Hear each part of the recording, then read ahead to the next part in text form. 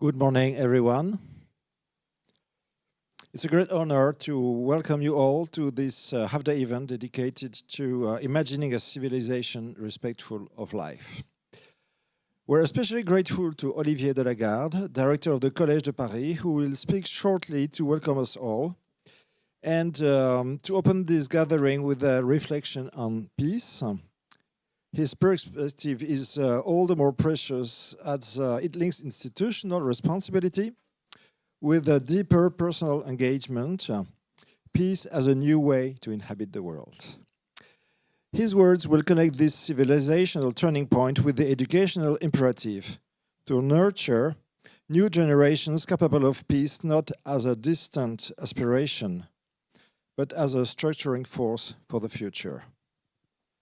Our gathering is an invitation to take a step back, to reconnect with long-term perspectives and to rethink the conditions for human flourishing in an age of systemic turbulence.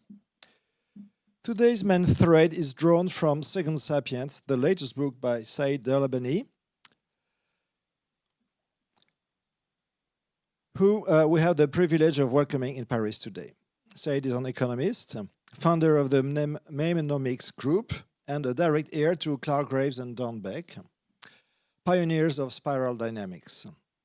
His work connects value systems, developmental psychology, and systemic economics with a rare clarity.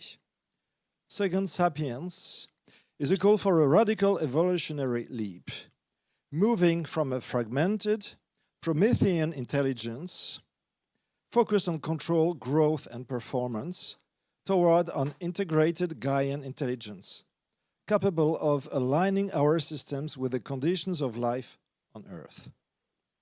In short, if humanity wants to survive, we must not only change our tools, we must change our mind. But Said is not alone in this quest. That's the beauty of this morning's conversation. We'll also hear from Michel Bauwens, a visionary thinker and founder of the Peer-to-Peer Foundation. His research on the commons and post-capitalist economies gives us concrete pathways to rethink our institutions and modes of exchange. Christine Marsan, psychosociologist and founder of Humanité 3.0, will then take us one step further, showing how this civilizational transformation must also be an inner one. Her work reminds us that no external revolution will succeed without a shift in our emotional and collective consciousness. Our discussion will explore the intersections between these visions, economic, systemic, cultural, and spiritual. Together, we will ask, what kind of civilization do we want to become? After this roundtable, Christine Marsan will guide us through a participatory workshop titled The Clash of Shadows, where we will explore the unconscious tensions between competing value systems and how to transmute them into collective insight and action. So once again, welcome. Let's take this moment together, not just to speak, but to listen. Not just to understand the crisis, but to feel the call for a deeper transformation and to act on it because we are the right people at the right time. Thank you. Merci beaucoup. Merci à tous. Sorry, Said, because I'm going to speak French, but they promised me, I don't know if it works, a system of live translation, and if not, I'm very sorry, but I'm sure the next people we speak English. If you want to sleep a little bit because of the perfect. It's like a lesson. Thank you very much. Donc merci à tous d'être ici ce matin. Je suis impressionné par le succès de cet événement qui témoigne de la dynamique, de la démarche que vous avez mis en place. Je voulais remercier évidemment Robert et Christine pour l'organisation de cet événement et pour nous faire le plaisir de faire ça ici dans les locaux et dans les studios du Collège de Paris à la Défense. Remercier évidemment Saïd et Michael qui sont des universitaires de renom dans leur domaine, de venir partager leur expertise ce matin. Remercier Christian Macaya qui coordonne l'équipe de recherche de la Sentia Business School et qui est l'homme par lequel tout cela est arrivé, puisque c'est lui qui nous a mis en relation et qui a engagé une discussion que je trouve pour le moment extrêmement féconde et positive. Et vous dire que j'étais très heureux d'être là. Mais je dois commencer par un aveu. Quand j'ai vu les premiers textes qui présentaient votre démarche, etc., j'ai eu, et puis on a eu des échanges avec Christine là-dessus, un peu pas d'hésitation ou pas de suspicion, ce serait trop fort, mais il y a quelque chose qui sonnait étrangement. C'était cette histoire de perfectionnement humain ou d'humanité 3.0, parce que cette notion d'homme nouveau, qui est un thème extrêmement ancien et dans la philosophie et la politique, c'est un terme qu'on trouve par exemple chez Saint-Paul, il a eu à certains moments de l'histoire une résonance et des impacts qui pour le coup n'ont pas été positifs du tout, parce que l'homme nouveau, c'est le projet des totalitaristes du XXe siècle. C'est l'homme socialiste, l'homme fasciste, c'est des projets des grands totalitarismes. Et donc, il y a quelque chose qui, dans ma perception, si vous voulez, évoquait des choses qui pouvaient être un peu inquiétantes. Alors évidemment, il y a une première différence fondamentale qui est de penser au perfectionnement humain et à l'homme nouveau par des injonctions extérieures, des injonctions normatives qui viennent d'ailleurs, ou par un travail sur soi, par les techniques de soi dont parlait Michel Foucault, par le souci de soi, et qui évidemment renverse cette perspective et qui fait qu'on peut heureusement s'intéresser à ce sujet de manière positive. Et je vais y revenir avec mes histoires de non-violence, en ayant toujours en tête que ce risque, il existe. Il existe en permanence quand on parle de transformation, du rapport entre la fin et les moyens, et des moyens de cette transformation. Alors, qu'est-ce qui m'a convaincu finalement? Qu'est-ce qui m'a convaincu et qu'est-ce qui fait que je suis heureux de vous accueillir et de dire ce mot d'introduction ce matin? Au fond, c'est deux choses. La première chose, c'est qu'on est tombé d'accord avec Christine sur des notions autour de la paix et autour de la non-violence que je vais développer, mais de la non-violence comme condition de réalisation d'une théorie, qu'elle soit morale, philosophique ou politique. Et puis, on est tombé d'accord aussi sur le caractère indispensable, et votre présence en témoigne, d'adosser ça à une démarche de recherche et à la réflexion systématique, scientifique d'enseignants-chercheurs. Et puis, c'est grâce à ça qu'on a vu qu'il y avait aussi des choses à construire et à faire ensemble. Alors, premier point, la notion de non-violence. Alors, le thème n'est pas spécialement nouveau, ni le concept révolutionnaire. L'homme qui incarne ça par excellence, c'est le Mahatma Gandhi, et puis ça s'inscrit dans toute une histoire des philosophies orientales et tout un rapport des civilisations en général avec la violence, comme l'a montré René Girard. Mais ce qu'il y a de nouveau, si vous voulez, pour moi, c'est que on n'a jusqu'ici jamais envisagé la non-violence comme étant une condition préalable, un bien premier, c'est-à-dire quelque chose qui est plus important parce qu'il permet la réalisation des autres choses, de toute théorie. Cette idée, elle m'est venue en lisant un livre d'un économiste assez à succès, on va dire, qui est Thomas Piketty, et qui s'appelle un gros bouquin qui s'appelle L'histoire des inégalités. Et au début, en parlant de l'échec de l'expérience du socialisme en Union soviétique, il mentionne quelque chose d'étonnant. Il dit que ça n'a pas marché à cause du centralisme bureaucratique. Et on a l'impression en le lisant que tout d'un coup, c'est une espèce d'erreur technique. En fait, c'est un truc qui un raisonnement, une bureaucratie qui n'a pas bien fonctionné. Et spontanément, ce qu'on se dit, c'est quand on sait d'abord par la guerre civile, donc par les faits révolution contre révolution, puis par toutes les purges staliniennes et ce qui a pu suivre, quand on sait tous les dégâts humains qu'il y a eu, on se dit, non, il y a un problème inhérent, enfin, il y a un problème de violence, c'est ça qui vient compromettre l'expérimentation.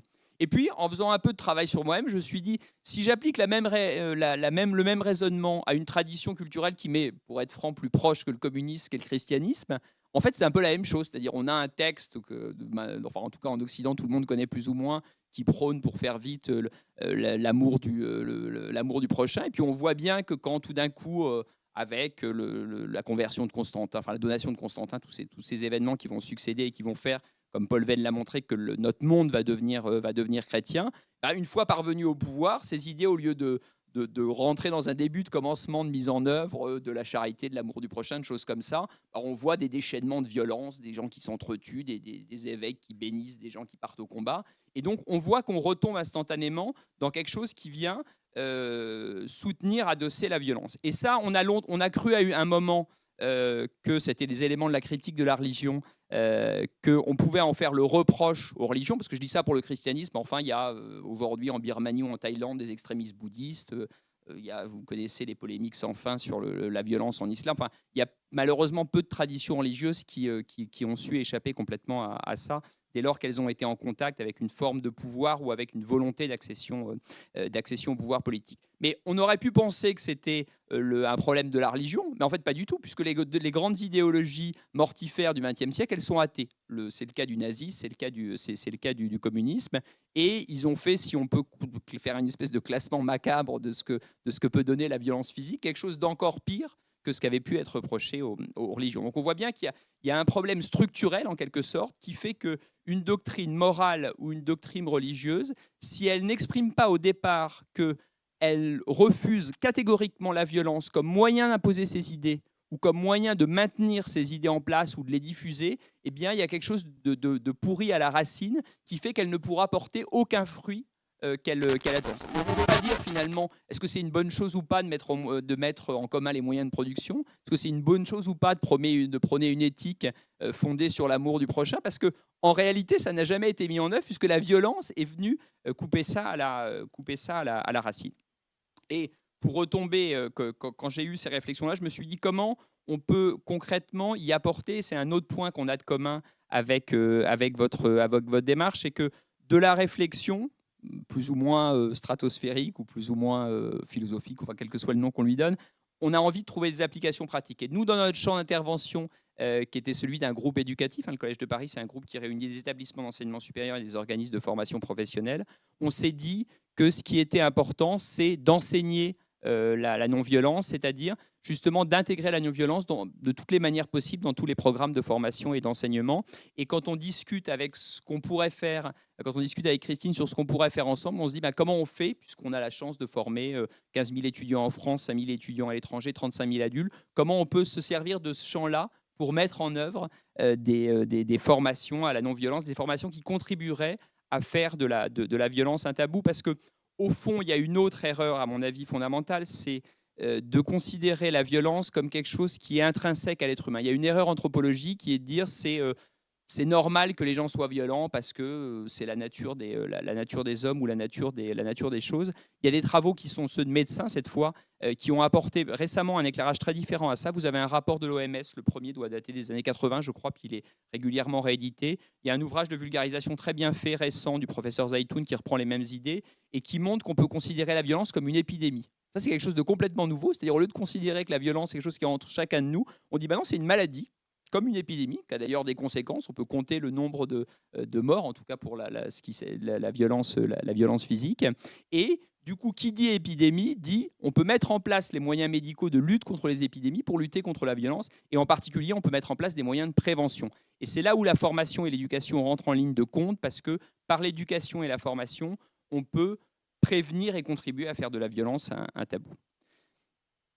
Maintenant, toutes ces réflexions que je vous partage, on a souhaité, notamment avec Christian et avec l'équipe de recherche Ascensia, et maintenant, j'espère, avec vous et avec votre propre écosystème de recherche et de réflexion, les intégrer dans une démarche académique, c'est-à-dire une démarche de recherche un peu systématique portée par des enseignants-chercheurs sur des thèmes précis.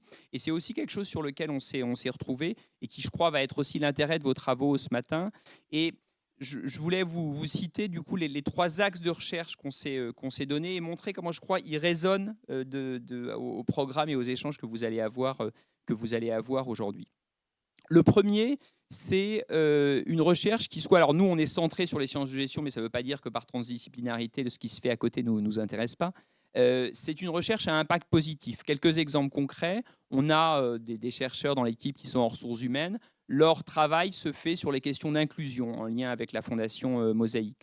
On a des chercheurs qui travaillent en entrepreneuriat, et notamment Christian et d'autres, et leurs travaux portent sur l'entrepreneuriat social, l'entrepreneuriat durable, l'égalité homme-femme dans l'entrepreneuriat. Et on a un très bon chercheur qui travaille sur les questions de marketing. Récemment, il a organisé ici même, c'est notre précédent événement de recherche, avec des confrères universitaires québécois, toute une réflexion autour de la philanthropie et du marketing de la philanthropie, et ainsi de suite. Vous voyez, c'est l'idée de dire que chaque champ de recherche doit avoir des applications, enfin peut espérer avoir des applications et des impacts positifs. Deuxième axe de recherche, c'est l'idée qu'il y a quand même dans le monde actuel un changement de donne majeur qui est l'arrivée régulière d'enjeux technologiques qui viennent complètement changer notre modalité de réflexion. Ça a été toute la vague du digital, c'est aujourd'hui l'intelligence artificielle, ce sera peut-être demain l'Internet des objets et sa déclinaison robotique. Et tout ça, à chaque fois, ça entraîne de nouveaux enjeux et qu'il est possible d'avoir une réflexion sur l'impact positif de ces technologies. Et ça, c'est quelque chose que j'ai retrouvé notamment dans toute la réflexion de Saïd autour de la spirale dynamique. Il y a vraiment cette idée de dire que en tout cas, c'est comme ça que je l'ai compris, que ça pouvait être une spirale ascendante sous réserve que qu'on sache tirer le meilleur de chaque monde. Et donc, tirer le meilleur de l'usage des technologies, ça me semble être une des conditions d'une évolution positive. Une déclinaison très concrète qu'on a faite récemment, on a publié un bouquin collectif sur ce qu'on a appelé l'IA éducative et qui décline toutes les applications positives que peut avoir l'intelligence artificielle dans le champ de l'éducation et de la formation. Troisième axe de recherche, et là ça résonne directement avec le thème de votre journée, c'est l'apport de sciences extérieures aux sciences de gestion et en particulier l'apport des sciences du vivant aux sciences de gestion et avec une notion d'ailleurs d'apport de réciprocité. Alors un exemple de recherche là-dessus, c'est les travaux qu'a amené Christian aussi sur avec des confrères sur les notions de permaculture. Donc là on voit, ou de perma-entreprise, donc là on voit qu'on va chercher quelque chose en dehors du domaine des sciences de gestion pour le ramener à notre champ de recherche. Et en retour, je pense par exemple sur la thématique, et qu'il y a des dimensions économiques, juridiques qui sont connues des communs, et les sciences de gestion dans la manière d'organiser, de structurer, de piloter ce que pourrait être une nouvelle vision des communs, ont des choses à dire et à apporter. Et donc le troisième axe qu'on s'est donné, c'est un aller-retour permanent entre ce qu'on peut aller chercher dans les autres domaines scientifiques et ce qu'on est susceptible, modestement, de leur apporter. Et ça me paraît aussi résonner avec la dynamique d'échange que vous avez mise en place. Voilà ce que je voulais vous dire ce matin en introduction. Je voulais encore une fois remercier tout le monde et vous dire très sincèrement que ce que j'ai trouvé dans les échanges que j'ai eus avec les uns et les autres, ou pour ceux que je ne connais que parce que j'ai lu d'eux en préparant cette matinée, je crois qu'il y avait quelque chose qui unit en tout cas les gens qui sont autour de cette table, mais j'en suis sûr qui unit aussi le public ou ceux qui sont connectés à distance.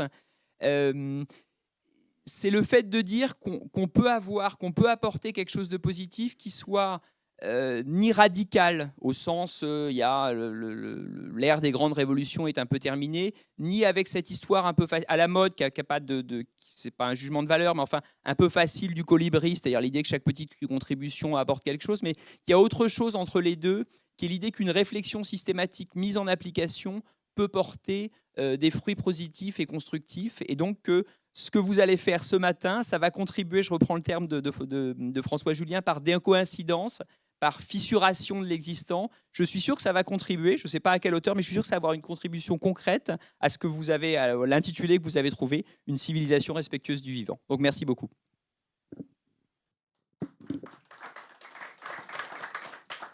Thank you very much, Olivier. I think one Now you can speak. Thank you. Maybe to make the transition, one of the key points we hear is that between the micro and the macro level, there's the meso level, the level of organizations, groups, collectives, and education is definitely one area where we can translate ideas into action. So after this interesting two levels of micro and macro, maybe let's go to the macro perspective, and that will be yours, Said. And we have some slides, I think, on PowerPoint, which is here to be seen. Thank you very much, Robert. I heard Olivier talk a lot about change. And so to quote my old friend Don Beck, change from what to what? And if you want change to really be effective, you have to evaluate what you're looking for. If the system that is in place is too embedded, you cannot plan change that is more than one, maybe at most 1.5 stages of development above where the center of gravity is of the culture. And so this has to do a lot with the slide here, which introduces the framework with which I've been working for the last 20 or 22 years. And this is really based on, of course, the work of Don Beck and Claire Graves. What I've done in my work with Second Sapiens is I've gone back to a very little known aspect of Graves's theory, and it's a hypothesis called the 6/6, which basically says the humans, groups, and cultures overall emerge in tiers, and each tier has 6 stages of development. But as we move from one tier to the next, the content or the theme of every stage of development repeats, but at a considerably higher level of development. So for example, if you look at the table there, the first stage of human existence was all about survival, but it was about the survival of the individual in a jungle, okay? So once we pass that entire first tier, so through all the 6 stages of development, and we begin to emerge into the first tier in the first stage in the second tier, the theme is still survival, but it's no longer the survival of the individual, it is the survival of all life on the planet. So you can imagine the exponential rate of the theme that we have to deal with. Now, so also what you see here is because Graves thought of this model in the 1970s at the height of when systems thinking began to emerge, to him, a lot of the research that he'd done in years past, there were certain aspects of it that he only speculated at what the answer could be. But then when we began, after we went up to the moon and we began to think more in holistic terms and how do we save the planet, a lot of it started making sense in a sense that, when we jump into second tier, it is no longer about preserving the human-built systems, but it's also about preserving the natural systems. And so this is really the nature of this crucible of chaos that we're in. And the next slide will explain that more. I promise this is the most complex graph that you will see in this presentation here. But this is the Gravesian model mapped out on the 2 aspects of each stage of development. Okay, the vertical axis is the level of adaptive intelligence that is within each and every one of us that gets triggered. It remains in a dormant form in us as we move on the existential problems axis of the second half of the model, meaning that we live in a certain stage of development and we keep living in it till we exhaust the virtues of that system, the psychological aspects, the social aspects of it. And so the more we apply our virtues in that system, they become less and less effective as we move closer past the nodal phase and into the next nexus point. And if the system is in an open state, it automatically hands the future of who we are to the next system. So the system that we lived in becomes subordinate to the new system. And this is how emergence has happened over well, we're barely exiting the first tier. So we're barely exiting the first 6 stages of development, okay? And then we come to the 6th stage of development where we think that, and this is a common misconception among the practitioners of both spiral dynamics and integral theory. They think the shift from first tier to second tier is going to be easy. Well, it's not going to be at all. When you look at what gets carried into the DNA of the next system, it is only the highlighted parts, the top parts of that bell curve, that make it into what the gestation period of that second tier system is going to be. So this is really what informs the nature of what as we move to the second tier is going to be about.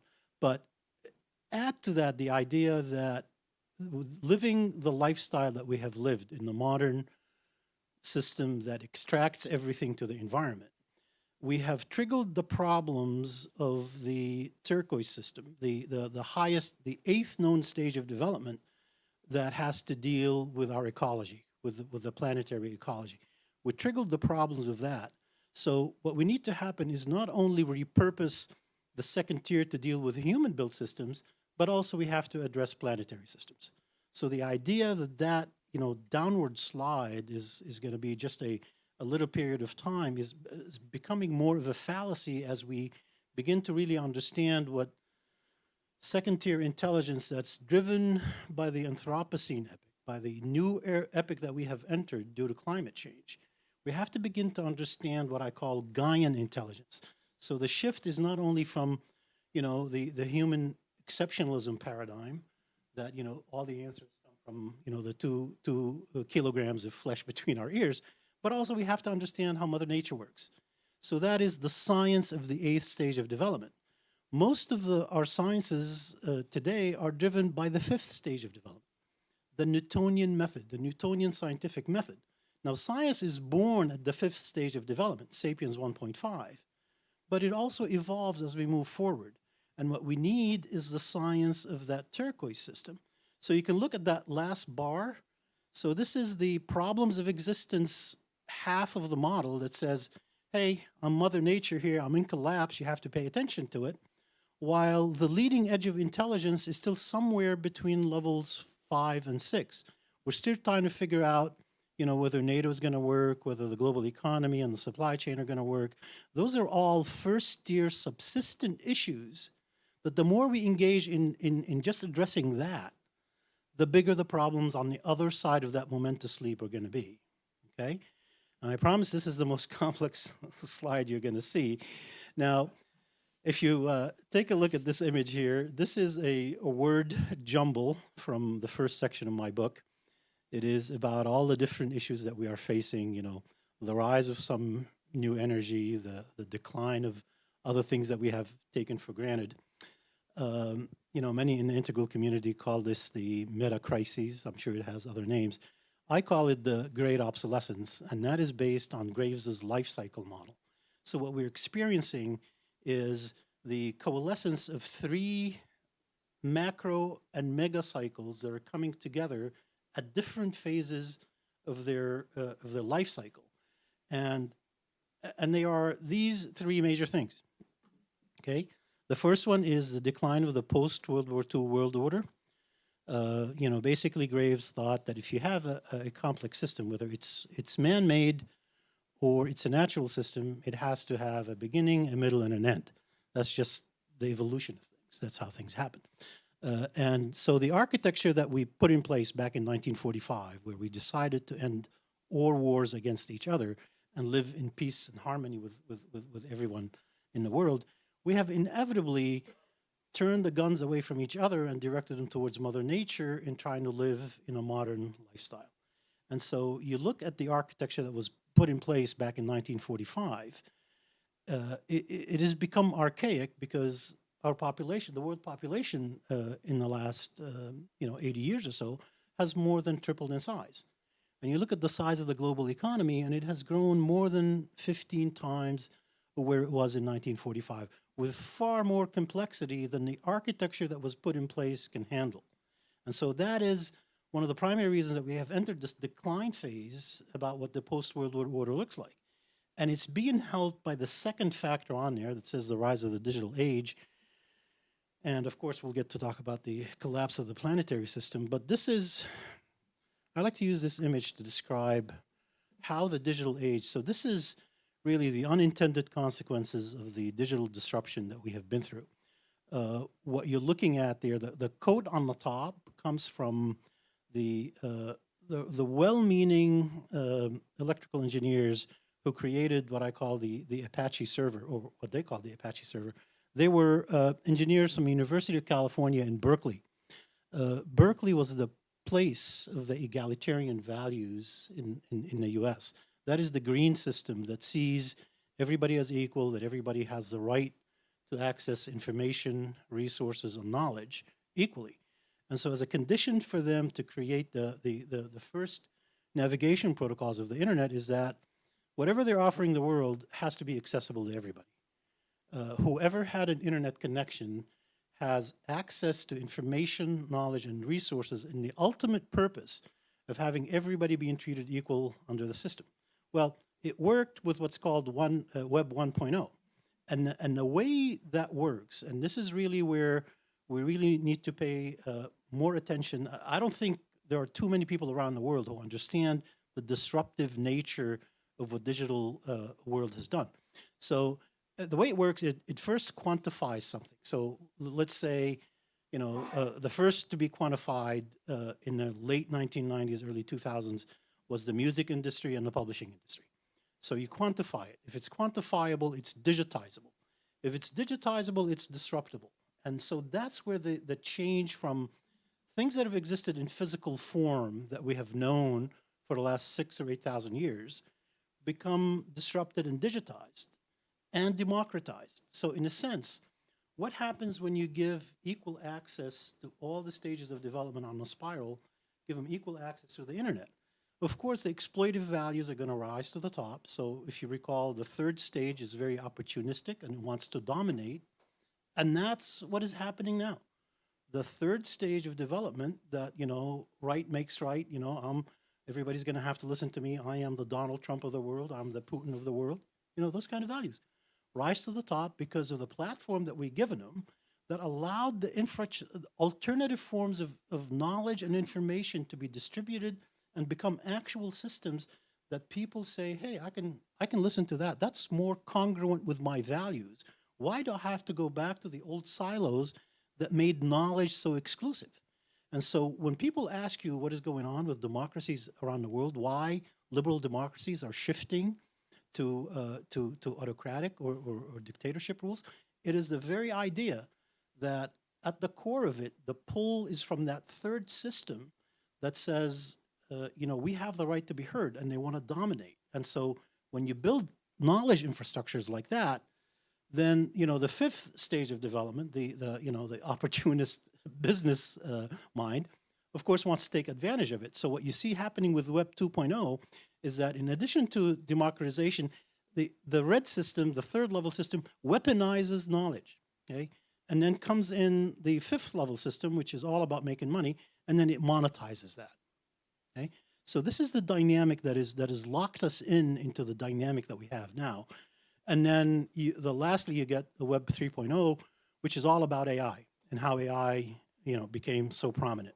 And the idea that AI is going to be a great thing, yes, in part that is absolutely true, but also in part we are not looking at the dark side that the digital age has created. We can create models that can make every institution possibly obsolete, and make it more efficient. But the dark side of this is what happens when a malintent entity gets a hold of AI? What happens if the division between China and the West continues? And what if their AI model is superior than that to the West and they engage in misinformation? What if Putin does the same thing? What if Al-Qaeda 2.0 does the same thing? So this is really at the heart of what's pulling us closer to the collapse of the systems that we have known in physical form. It is the idea that we allowed the rise of the digital age to penetrate our lives without really understanding the full impact of it. And believe me, we'll come to a point where this would reach the stage of maturity where we'll realize what this is all about. Okay, so we talked a little bit about the nature of the sciences that we need to address those existential problems.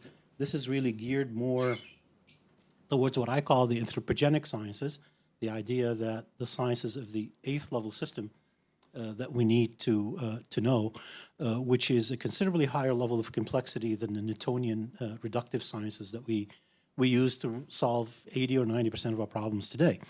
This is what's called the complex adaptive systems of life, and is based on the work of Fritz Capra, who, I consider, after much analysis, I consider he's a scientist of the 8th stage of development. And so, what are the voices of these scientists who live in that space look like? So the first quote that you see on there is from Elizabeth Kolbert. She's the author of a book by the name of The Sixth Extinction. And the Gates Foundation was going around doing interviews about the different sustainability practices around the world. And they asked her the question of what she thought about most of the sustainability models we have. And she said, look, I can't comment intelligently about that, but the thing that you should keep in mind is that the scale of the solution has to match the scale of the problem. The problem is planetary in nature. We cannot wait for research and development to take place. You can't wait for market forces to take on what you have and implement it. Whatever we have has to be implemented has to be made into scalable to the planetary scale and deployed as soon as possible. Okay, so that's the nature and the urgency of climate change and what's happening with the greater holonic structure that is in collapse, but we're too busy in those lower stages discussing whether NATO is going to survive or whether the supply chain, the way it is going to survive. The next quote comes from a scientist who specializes in studying the polar ice melt, and he was asked this. This was August of this past year. The New York Times is running a series of articles under the title of "How Close Are We to Planetary Collapse?"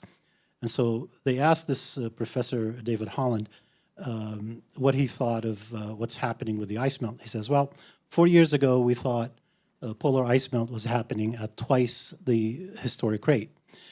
And then 2 years ago, we went back and ran the same study, and we discovered that ice melt is happening at 4 times the historic rate.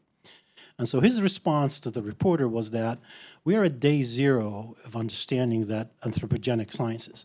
So whether we're at day 0 or day 1, okay, the urgency for us to really empower those sciences and bring the attention of our leaders to those sciences takes on an entirely different level of urgency.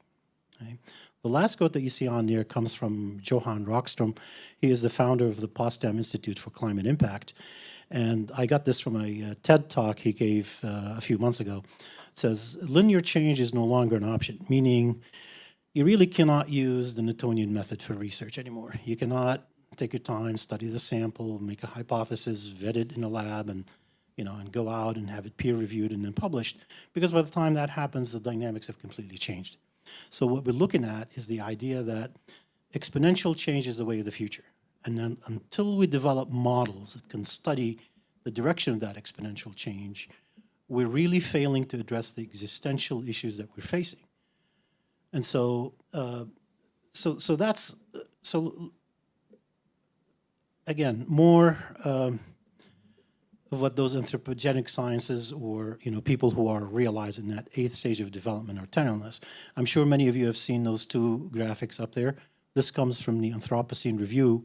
If you recall, we talked from the graph, we need O1 intelligence to address the B1 existential problem on that tall graph that shows our problems are here, yet the intelligence is down here.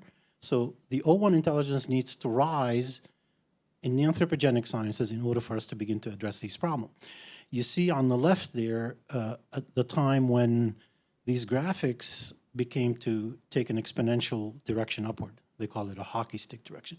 That is directly correlated to the degree with which we're indulging in a modern lifestyle. So there's a huge correlation between the adoption of the modern economic way of doing things, the neoclassical economics of grow or die, okay? And they all seem to have happened right around 1950, right a few years after we put that architecture in place after the end of World War II. So this was developed by or created by a group of scientists who are really realizing that stage of development. It's hundreds of scientists that took years to come up with these figures. The figure on the bottom left there, that comes from the Potsdam Institute from Johan Rockström. He created what's known as the planetary systems framework. And back in 2009, his group uncovered that it is no longer an issue of climate change anymore. It's not about the carbon footprint anymore. There are 7 other planetary systems, and that we have, out of the 7, we have crossed the boundaries, the safe boundaries of 3 of these systems. We're talking about the loss of biodiversity, the degree to which we're, making our oceans more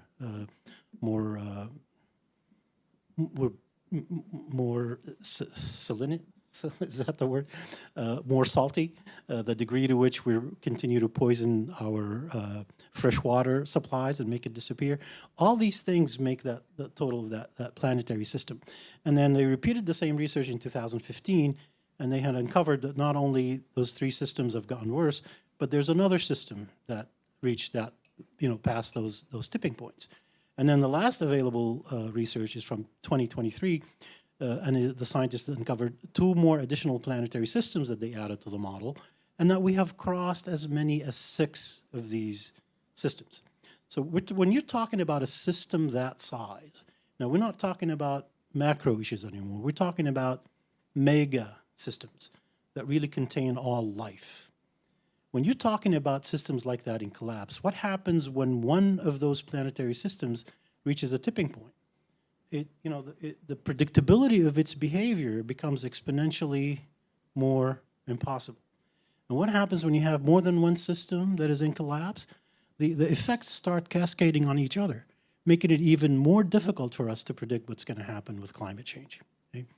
Now, the last graphic on the right there, that comes from the Intergovernmental Panel on Climate Change. I heard so many people say, if we can only duplicate the degree to which we reduce the carbon footprint during the COVID shutdown. And I looked, I wanted to research it, and I came up with this. And, this is research from the IPCC that shows, well, yes, indeed, during that COVID shutdown, when we went through a year and a half of no economic activity whatsoever, global trade was shut down, the carbon footprint was reduced, but it was merely reduced by about 6%. Okay?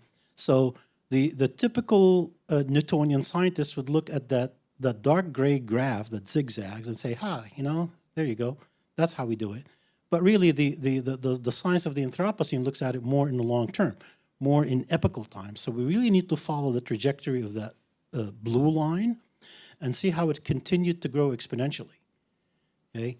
So in order for us to really put a dent in the degree with which carbon footprint wants to decrease, we're looking at economic shutdown of at least a decade, if not two. Could you imagine the devastation that will come from that if we were to do that? So it's almost next to an impossibility. So these are the kind of challenges that we're facing, and we really need to begin to address them in a meaningful way. So this is a general description of the shift that needs to take place from how we view things now to how things need to be viewed in the future. The term pantometry comes from a Harvard professor who thought that everything is quantifiable through the lenses of the seventh stage sciences, the Newtonian system. So, so these are some of the terms that I got from his book, also mixed with the idea of what the stage development attractor models calls for. That's in the book, not too much time to go over that. But so sociology, psychology has to become eco-psychology. The well-being of the individual is going to have to be seen through the well-being of our ecology. Sociology becomes eco-sociology and eco-philosophy. Biology has to become really the understanding of how the biosphere works. This is the kind of scale that we're looking at. Without preserving the biosphere, you cannot preserve the life of the individual organism. Neurology becomes neurosphere. Neurosphere, I borrowed a few terms in the book from people who are close friends to the spiral dynamics community. One person in particular, by the name of Howard Bloom, wrote a book in 2000 called The Global Brain, where he says that the neurosphere, that at the core, intelligence wasn't born when our species rose to prominence 200 to 300,000 years ago. That intelligence was born when life was born, going back 3.5 billion years ago. And all we are the neuron connections on the surface of that brain. And so when you think of the terms of human exceptionalism, that we're really directing the world as if we know best, is just a fallacy. We need to go back to a stage where we begin to understand how Mother Nature works, how to mimic how she behaves, how to really account for all these what's called feedback loops, in that every action has an equal and opposite reaction. In our ambition to become modern, we forgot what the opposite reaction looks like. And that's at the core of what's creating the planetary problems. Okay? The only other things worth mentioning here, democracy becomes planetary governance. There are several countries around the world that have enshrined the rights of Mother Nature into their constitutions in the last few years. The United States is doing it at municipal levels. We're enshrining that in lawsuits that were brought about by people who are concerned about the environment and what's happening. In a sense, they're stopping, development of eco-sensitive places and things of that nature. Patriarchal archetypes and the monotheism. This is really a sensitive but deep issue to talk about.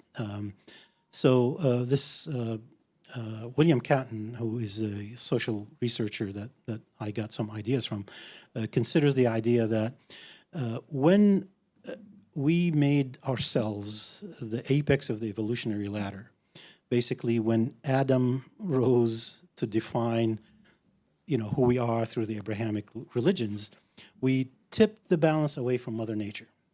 And that is really at the core of how our problem started. We need to return back to what deep ecology, what understanding what Mother Nature and how she functions, instead of a God, with a white beard pointing down and telling us how to do things.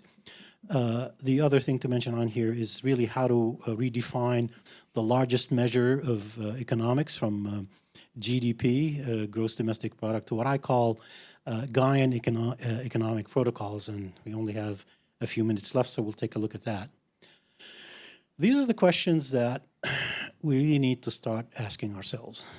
Instead of looking at whether a business model you're thinking about is going to be feasible and profitable, you need to start thinking in three different ways. Does it affect the carbon footprint? Does it affect the material footprint, which is, the different resources that we use? And more importantly, does it affect the ecological footprint? Those are the things that we should look at. So this is not a matter of, you can conceive a business model and create entrepreneurial strategies to achieve it. The first question you have to ask yourself, does the model fit within the limits of the planetary systems? The boundaries with where we are, we have exceeded more than half of the different planetary systems have gone past the limits. We have to start to think in those terms. The rest of what's on here, let's see, is there anything? Yeah, again, we need to decouple from GDP and adopt things that look at the ecological footprint above anything else. Let's see. One important thing is we need new forms of governance. We talked about this pretty much all morning. Are the governing structures in place capable of getting us to the other side of where we need to be? So what I've created for this out of the spiral dynamics model is the idea of a 7-stage brain syndicate that will have in it 7-stage thinking in governance that understands all the challenges that we face, both in human-built systems and natural systems, and begin to design from that. Okay? And the last thing on that slide is the idea that we have entered this Anthropocene epoch where we are really at the mercy of Mother Nature, and that the more we get in touch with that, the more we realize that we have caused the primary problems that are causing planetary collapse, and that we need to be in this space of humility and the idea that we need to understand how Mother Nature works at its core in order for us to save ourselves. Okay? And in the last 20 seconds, we'll take a look at the last slide here. So these are the 4 most common different business models that I evaluate based on the criteria that we discussed earlier. Briefly, all 4 models really need to be studied a lot more carefully because they don't address all the 3 things that are on here. The carbon footprint, the ecological footprint, and the material footprint. And if we had more time, we can discuss those. But for now, this is it. Thank you very much. Thank you, Said. Thank you so much for bringing together such a wealth of information. Believe me, guys, there's so much research behind that, and it took me several months to process everything through the whole book.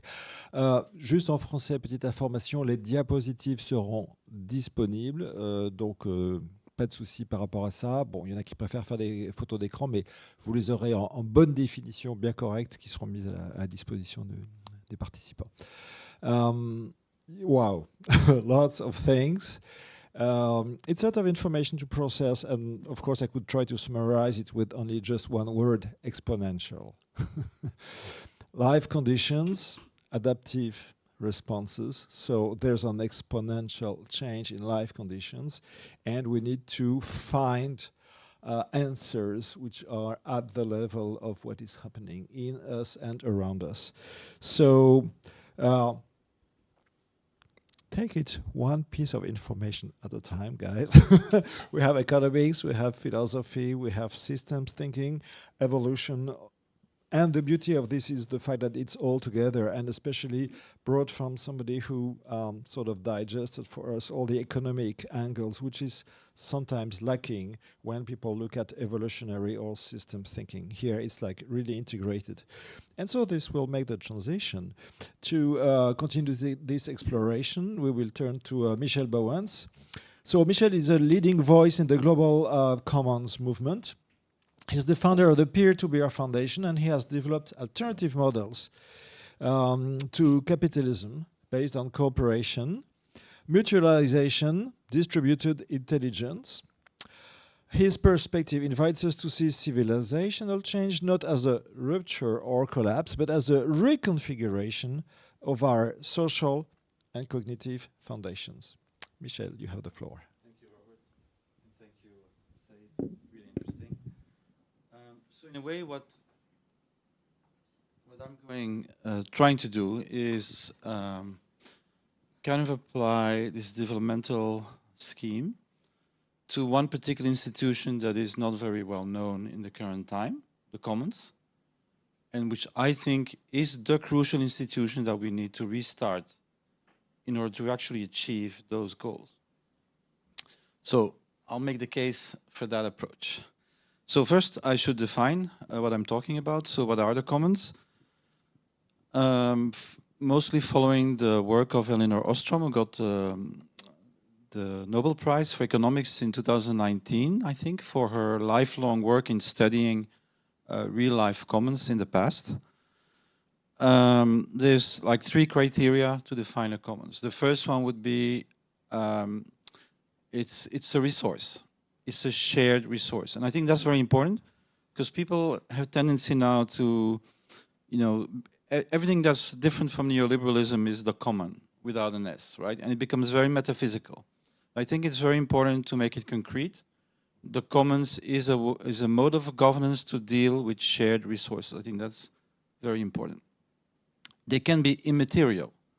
You know, you can maybe manage language collectively, or you know, free software for me is a commons, and an open and shared design is a commons, right? So these are not material things, but they're shared resources.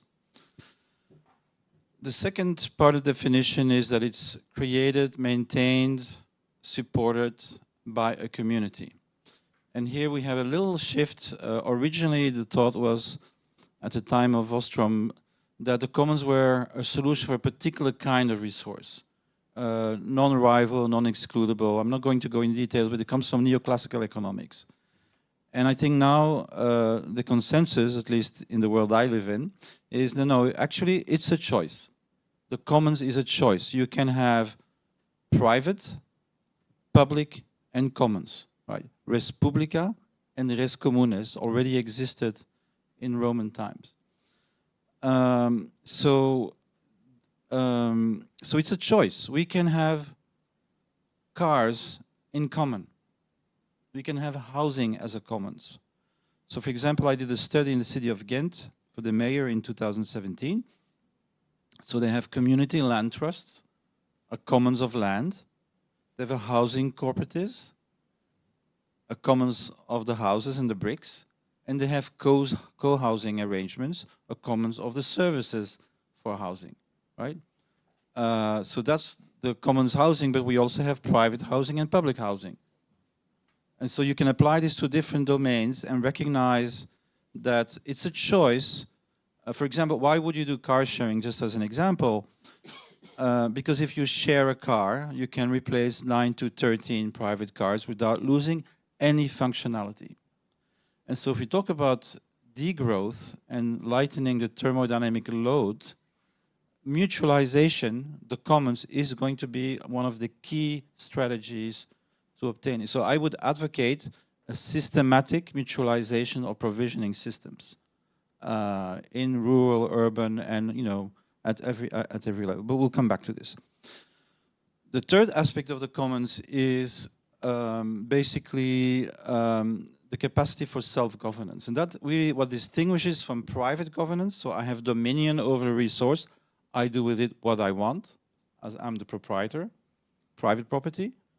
Or public, I represent the whole, the whole territory as a state. This is not what the commons is. The commons is really when a community or a group of stakeholders has the capacity to enact its own rules.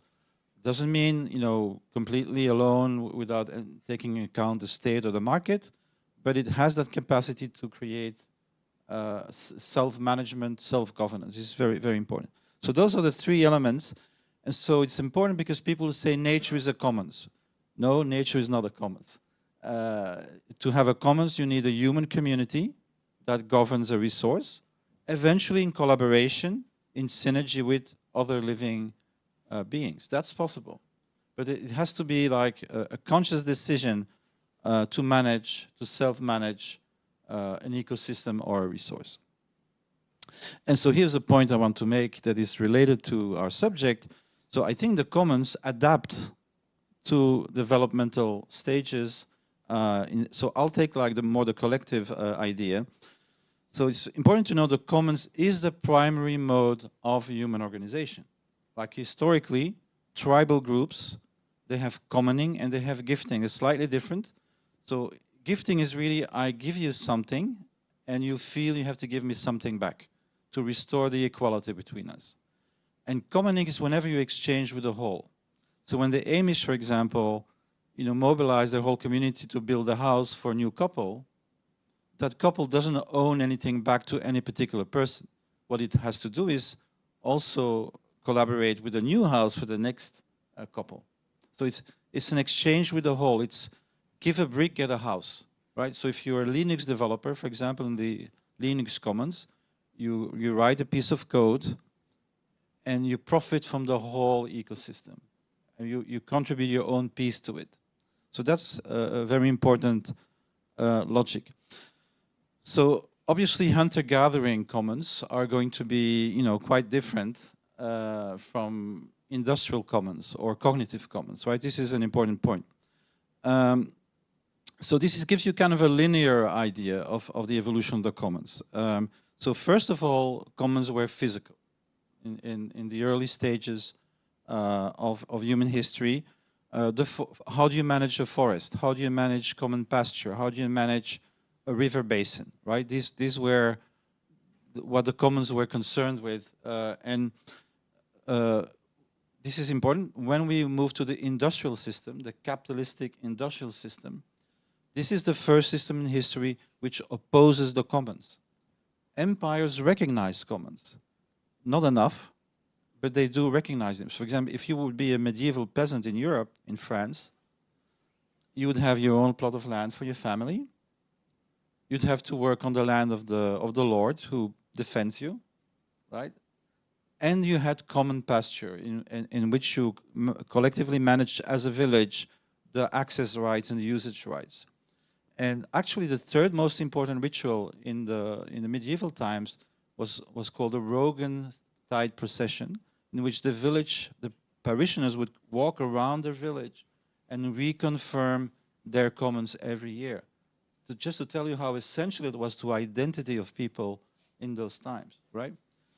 So what are the commons in industrial society? Well, if you know about the enclosures, which is the process of destroying and privatizing the commons, the farmers were chased away from the land and they ended up as proletarians, working class in the cities.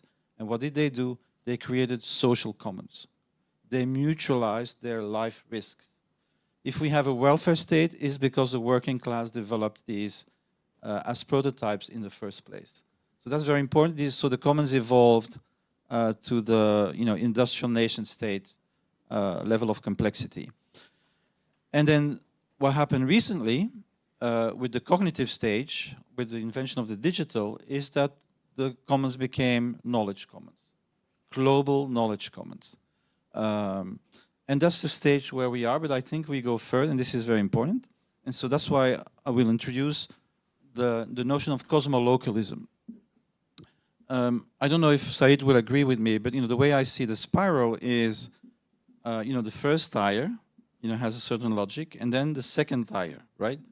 And so it's like a restart in a certain way. Like we restart at a higher level, and we go again. There will be different stages of higher complexity. And so when we reach the end of the first tier, the digital, in that's my interpretation. We can discuss the details, but the next stage is a synthesis between the physical and the digital, right? So it's phygital. And it has already started. So the emergence of the next stage of the commons are phygital commons, a combination of local, relocalized, mutualized, post-capitalist economies, and global knowledge commons. This is the way I think the next stage is going to be, and where the role of the commons is of crucial importance. So let me now give more like a cyclical notion, because the spiral has 2 elements, right? 3 actually. So you have some linearity. Things get more complex or scale up over time. Like we know that cities get bigger and bigger and bigger and bigger. We know technology advanced, and so there are linear aspects. Cyclical means that particular stages emerge, become hegemonic, and then start having problems and collapse, giving place to another one. So this is the cyclical nature of the commons, and this is what I call the pulsation of the commons. A very important notion. So once we leave the tribal stage, where commoning and gifting are hegemonic, this is the way value works before we have civilization. It's commoning and gifting. Markets are totally marginal at that stage. So it's when we have civilization that we get markets and states become the hegemonic way of creating and distributing value. And so there, the role of the commons is the regenerative counter-institution. So when markets and states go up, when civilizations emerge and grow, they tend to weaken the commons, and they tend to replace the commons, right? Panem and circenses. Romans, don't worry about your commons, we take care of you, right? We give you food and we organize games for you.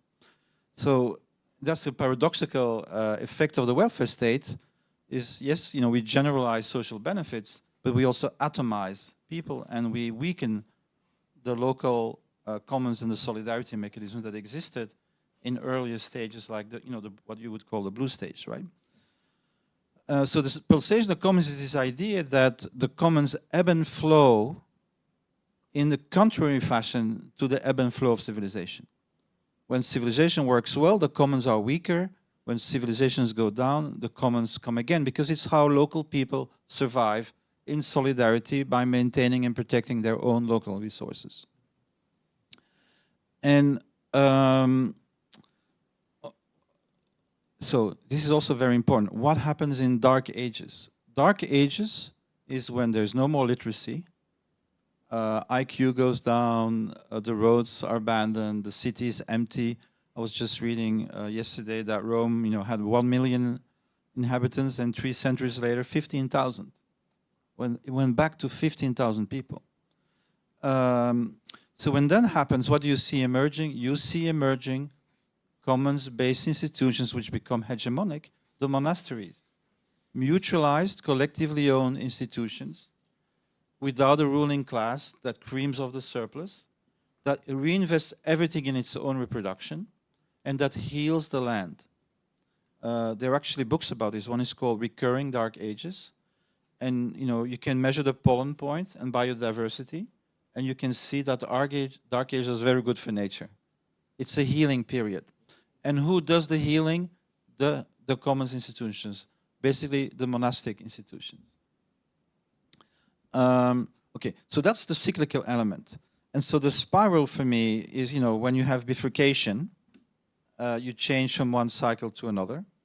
And so I think the moment has come from cosmolocal institutions. And I will try to explain a little bit what I mean by that. I'm looking at the time, I still have time. So if you look at regulation, right? So indigenous groups don't have separate institutions. It's integrated in their customs, their taboos, And mountains belong to a god or a spirit, and so we can't overdo it, because otherwise the spirits will be angry. So there is kind of a more natural environmental self-regulation that takes place in indigenous societies. When we get in empire, as I argued, the commons are still there. So they don't work 100%, but they do have a kind of a countervailing tendency to the extractive overuse capacities of an empire. Capitalism destroys the commons and says the state will now regulate the market, right? And it worked, more or less, for 250 years. And this is what you can find, for example, in Polanyi's book, fantastic book, The Great Transformation, where he calls it the lib-lab polarity, right? 30 years of market, 30 years of state, 30 years of market.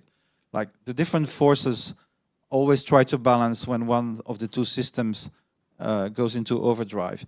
And so there's another author called Karatani, I really like how he says it. Capitalism is three things: capital, state, and nation, right?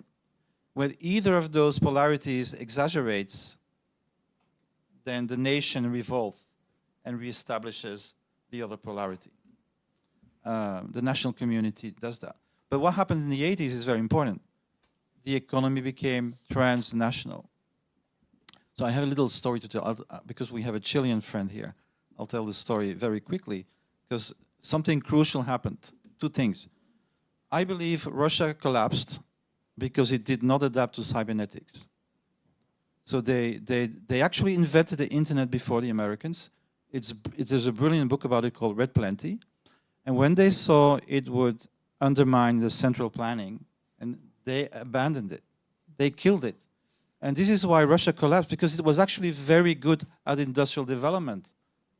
It grew 3 times faster than the West. It was cruel, it was totalitarian, but it had a certain efficiency in industrial development. And then what happened in Chile was with Allende and Stafford Beer was that they, for the first time, tried democratic cybernetic planning in cybersyn. And the first thing that Pinochet did was not bomb the palace, it was bomb cybersyn. And these were the Santiago boys, and then came the Chicago boys, and they learned from the Santiago boys, and they created neoliberalism, which started in Chile. It was the first experiment. And it's because they applied cybernetics to the capitalistic supply chain, right? Why am I telling this? I forgot. I lost my thread here. Okay, but let me go back to cosmolocalism. So what does it mean? It means everything that's heavy has to be more local. Everything that's light has to be more global and shared. So it's a recombination of the millions of people in the world who are doing relocalization and bioregionalization, right? This is happening. It's not happening at the scale we need, but it's happening. And it's very important because this is how societies change. And I want to maybe say one more thing, like who is the agent of change today? Very important. So this is from Kojin Karatani, very interesting Japanese thinker. I'm going to have to go very fast.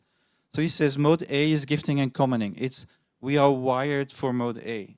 We want to live in small convivial groups. This makes us happy.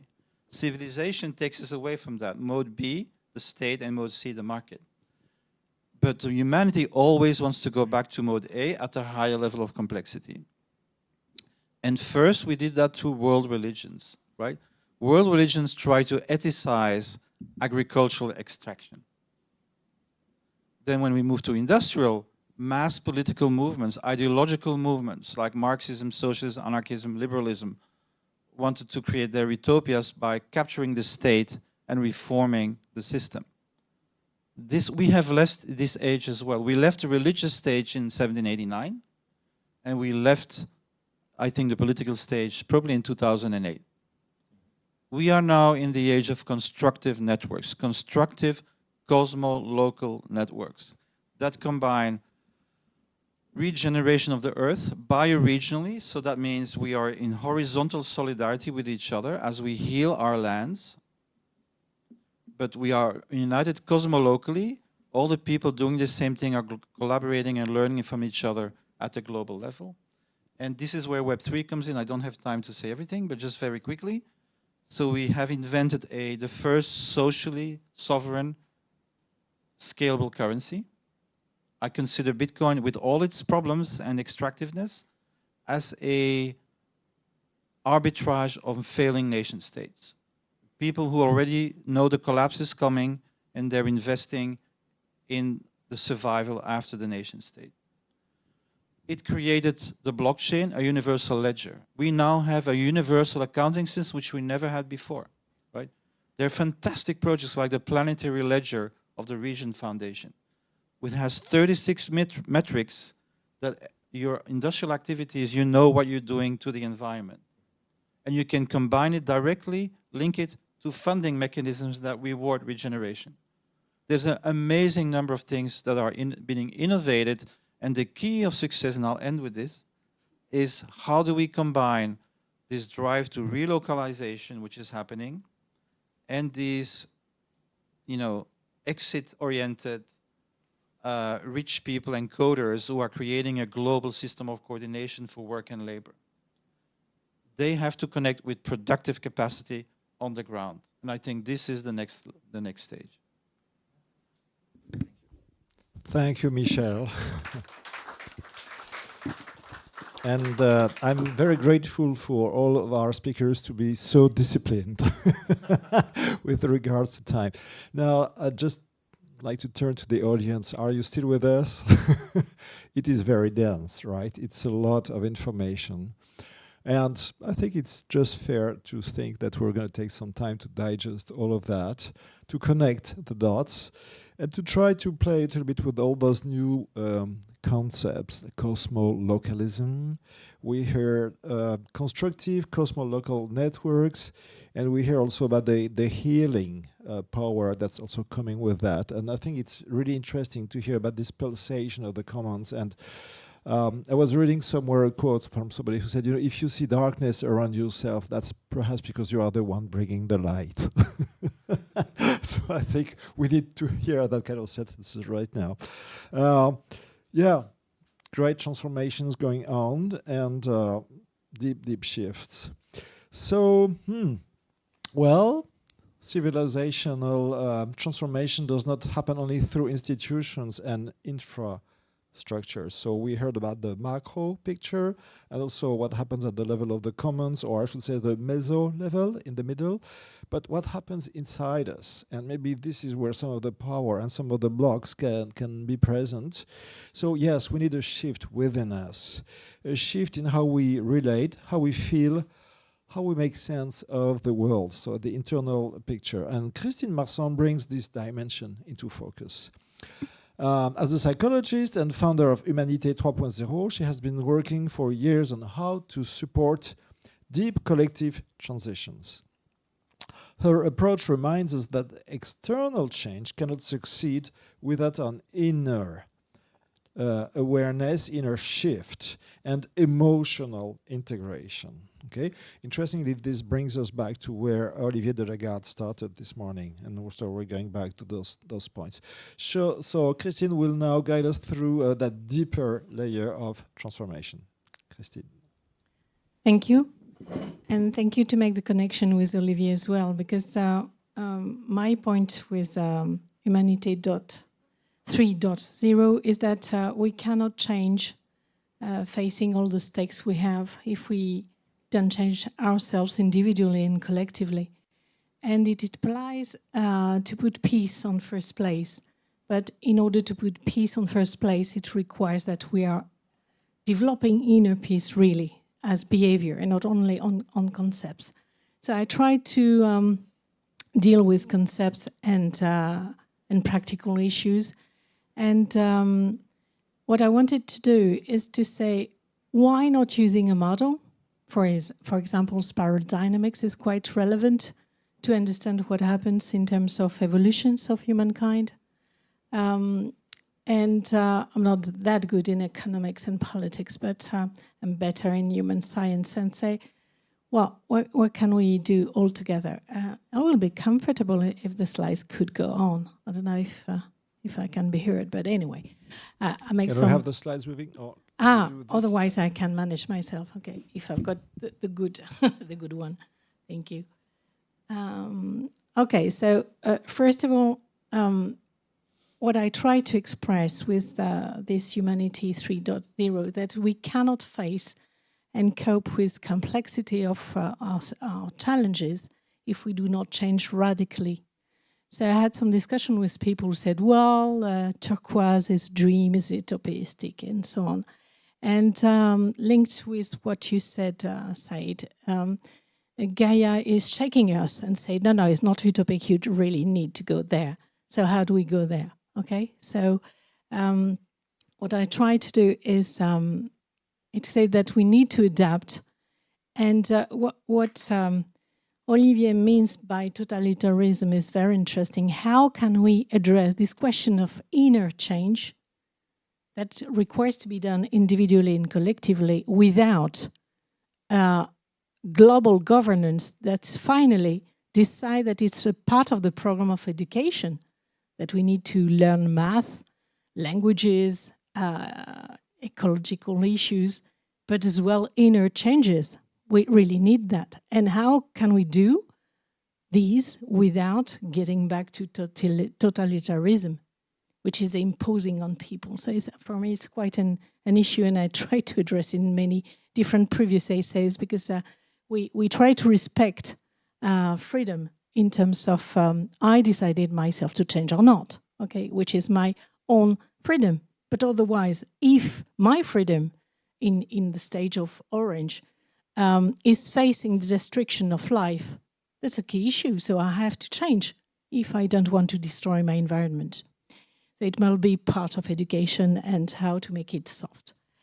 So that's the key with Anthropocene, which is showing us the limits. And either we carry on the way we are and we're destroying everything, the earth, biodiversity, not the earth, biodiversity and ourselves, because earth will just shake itself, push ourselves outside. And you see that the volcanoes are reacting. You've got the Etna, you've got... so earth is just moving and trying to put all these bloody hands out of her shoulders, and we are the ends. Okay, but if we want to be in the loop, we need to change, we need to adapt. So we need to change awareness, consciousness in the meantime. And how do we do this? I don't know what I wrote afterwards. Yeah. So I propose different stages coming from the orange one to the turquoise and say what do we need to do? So I just wrote down the shadows of orange, because they have plenty of good things in orange, especially the willingness of thinking about ourselves, the autonomy, the freedom, science. All this has been very good at the beginning. The problem is that we do not integrate our limits, and we consider that we have no limits, and Earth has no limit. That's the problem. We do not integrate the limit of human condition. So Green tried to propose some solutions. So there's the emerging of cooperation. So we go back to previous levels to understand how it works before, because with Orange we destroy the learnings and the means of cooperation. So we need to go backwards to understand what it was.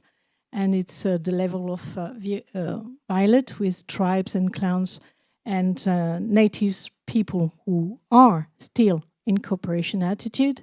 That's why we rediscover commons, we rediscover peer-to-peer, we rediscover the giving and giving back as a dynamic, because it's in third terms. I give you something, you give it back, and I give you something. So the third dynamic implies peace. It answers violence, providing peace, and it implies peace because we are always exchanging. So it reminds the dynamic of exchange. So we reinvent everything, but we reinvent from Orange. So we are thinking about cooperation, we're writing about cooperation, we make round table, we're sharing the micro, and as the first difficulty, we're back to competition. and we are squeezing the other one just to keep and take his resources. So we are not deeply in a cooperative attitude. As life is mentioning, then when we're in difficult situation, life is cooperating. I don't know if you remember Darwin and Lamarck, they did not observe the same place of the world when they were making their studies. And one observed a place when it was with lack of resources and there was plenty of cooperation, and the other one was observing abundant environment where there was a lot of competition because it was possible. We are doing the contrary. We're in danger and we are more competing than ever instead of being cooperative.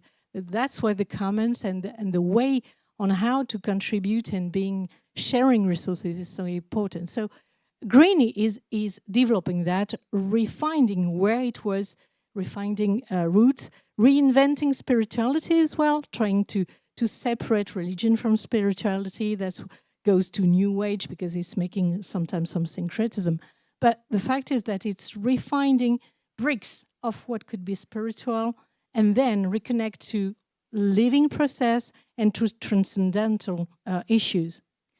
But there are some shadows in Green, so I don't spoil myself and just go afterwards and we talk about this. But anyway, so the next step is the yellow one, introducing the digital area, even if it begins with green, but it's mainly in yellow. And then personally, I see different levels of yellow. So the first level was emerging one, was very much keen of digital answers for complexity and systemic issues. So a systemic issue, one answer, like climate risk or whatever. So you've got something in 3 hours, you understand everything, and it solves everything. And of course, after 2, 4, 3 years of risk all over the world, people say, that does not change that much. Okay, so for complex issues, we need complex answer. And the fact is that we've got the pressure of time saying, well, but it's urgent. We need to find a very quick answer, but a very quick answer for deep issue does not work really. So we need to take time back for deep issues in a frame of being very quickly challenged. So the maturity of yellow that I can formulate myself is that yellow discovered that he has to review history, which is the initiating of woke movement, saying we have to do something on social injustice. Thank you. Sometimes it's the same word. And we have to do something with that. So, and you take everything back from history. Colonialism, woo! Slavery, dominance. So it's structural issues of our humanity that we have to address, to clean them into brackets, and to go a little further. So of course, if we are not with peaceful attitude, with frame of cooperation, we address these from red, and we are violent in the way of doing it. And the woke culture go to cancel culture, okay? And you can be cancelled just for who you are, male, female, white, black, whatever, which is opposite to the initial idea of the movement. So I consider that yellow is preparing the next spiral, the next tier, trying to solve what has been done before, and trying to solve all the shadows, and trying to give means on what should we have to do innerly, personally and individually to solve all these, and then be prepared to initiate the next level. And the next level, it's could we embody what we are talking about? This is very simple to say, 3 words, 4. But it's all a program. Can we go out of concepts and theories, not to delay them, just to keep theory and principle there, but how can we embody them in such a way that if I am in difficult times, do I kill my neighbor or do I support him or her? And do I share what I have, even if I don't have enough? Just because altogether we will be strong, altogether. afterwards. And then we can be facing all the states. Okay, so that leads me to Humanity 3.1. So the first time, I remember, the first time I presented it was 11 years ago. No one understood.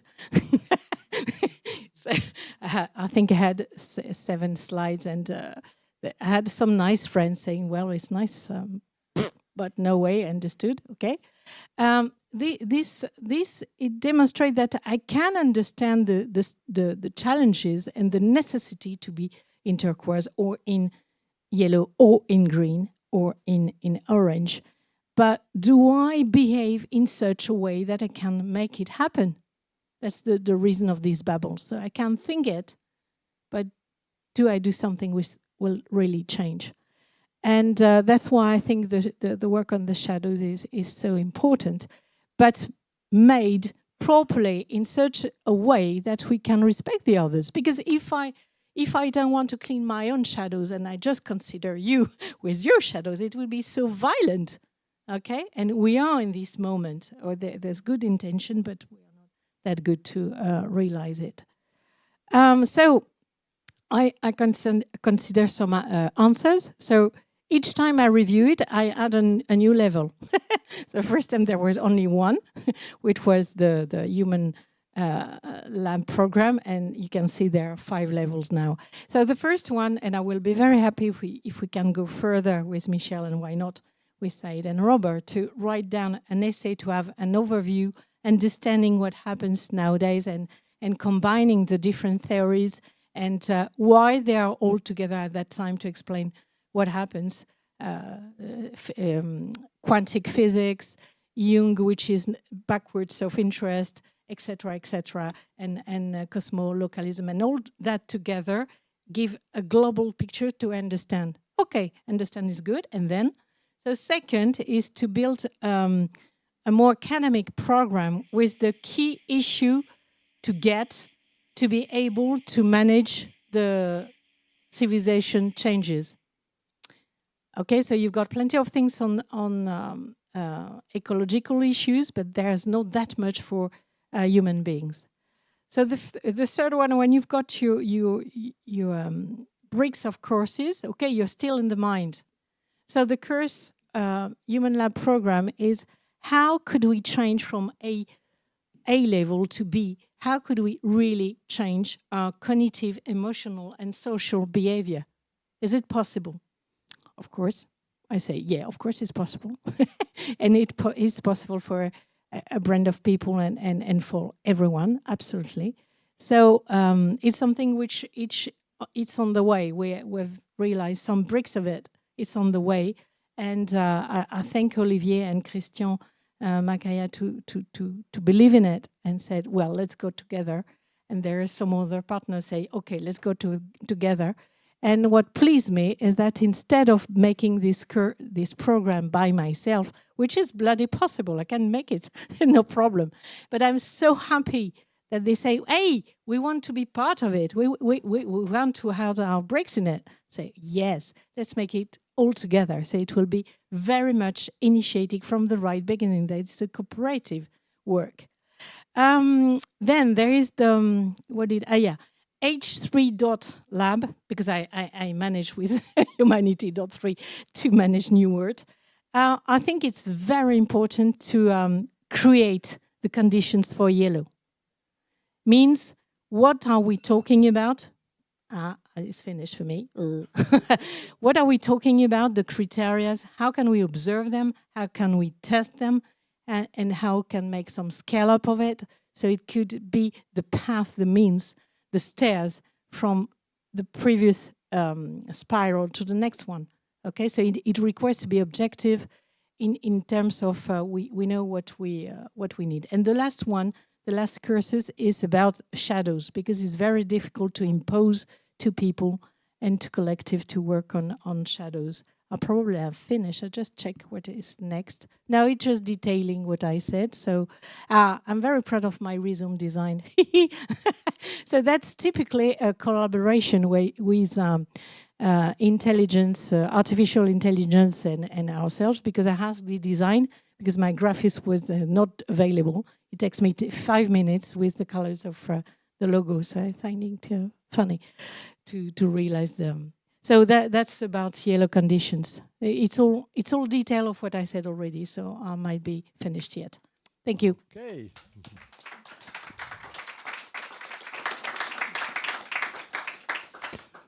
Thank you, Christine. So we're reinventing the meaning of 3D, deep, dense, and delightful. It's a lot of information, but I think it's really interesting that we could hear the different dimensions from the conceptual level to the action level and the emotional transformative levels. And there's so much more to say about the shadows, but we will have a chance to visit and work through our shadows in the workshop after the roundtable. A few things to be picked here. So we are in a school, and one of the key questions is, of course, what is it which we could define as the role of education today?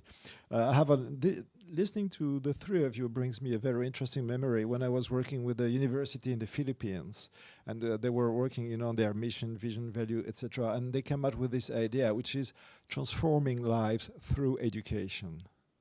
And it's interesting to remember that education is more than knowledge; it's really transformation, going through the whole process. I think we'll get back to that.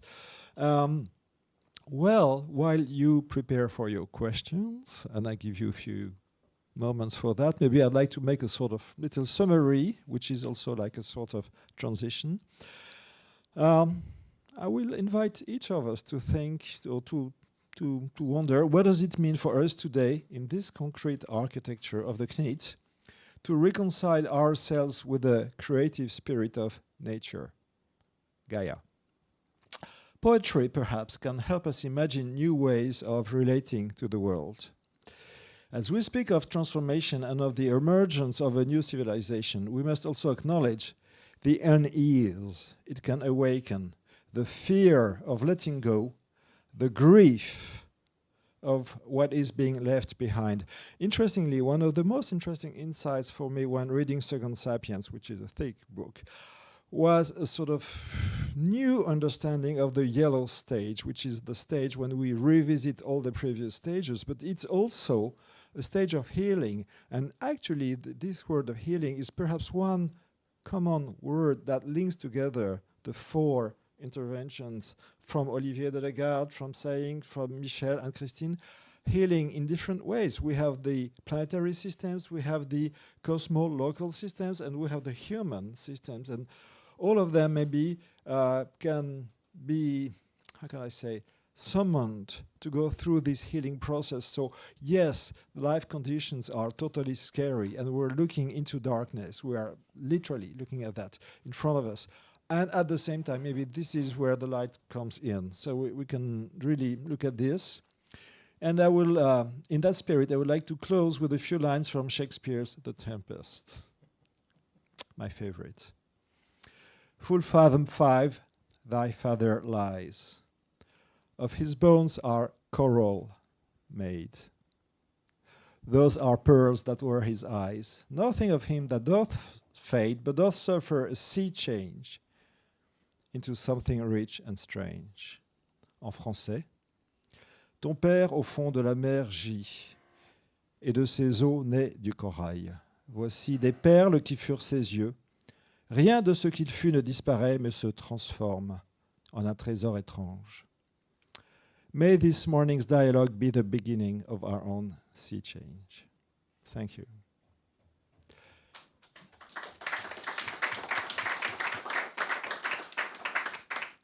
And I think we have a microphone for questions, reactions. Thank you, Damien.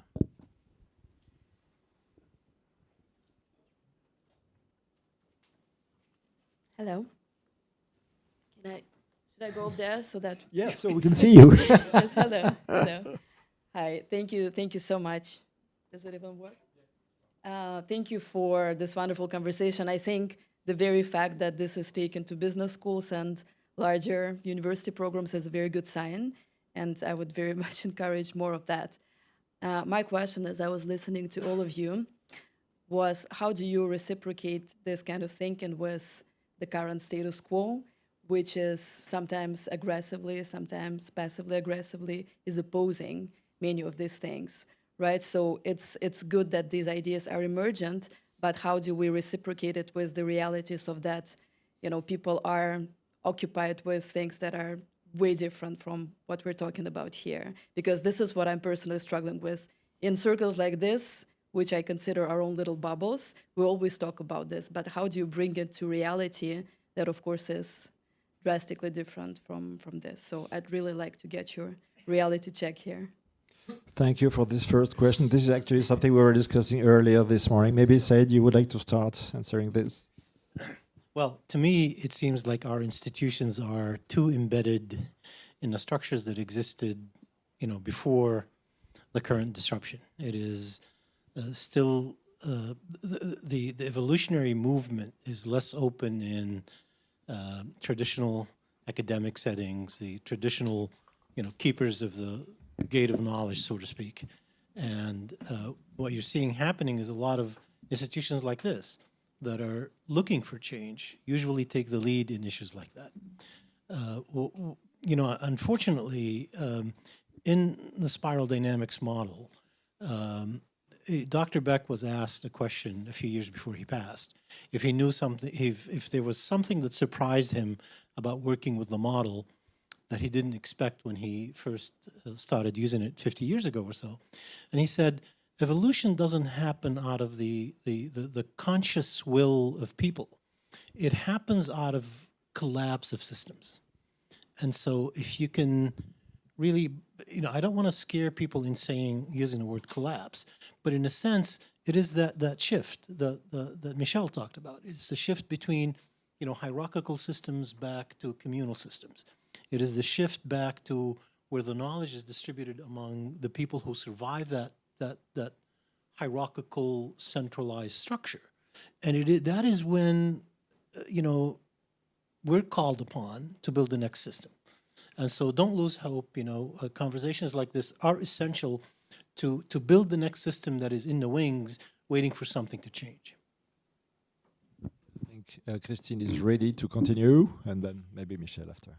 I did not mention that I'm working for an organization that more than 30 years, so I'm very interested in change resistance and the way I address these kind of issues within organizations that are in orange with key problem, the answer in 1 hour, please, or the day after.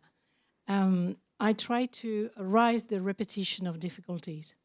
So I try to question, could be the CEO, whatever, whoever, say, are you facing this difficulty for many times? Most of the time is yes, because they are repeating issues.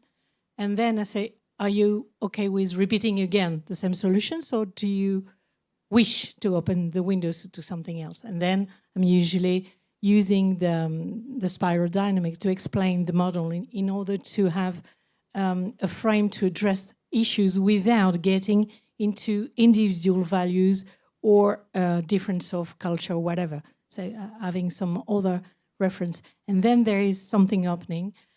The next difficulty I've got, because I've got a lot of with orange, but the next one I am facing is that plenty of people saying, we are yellow, and just avoiding all the other levels in the company. And then they are on strike, they have difficulties, they are struggling.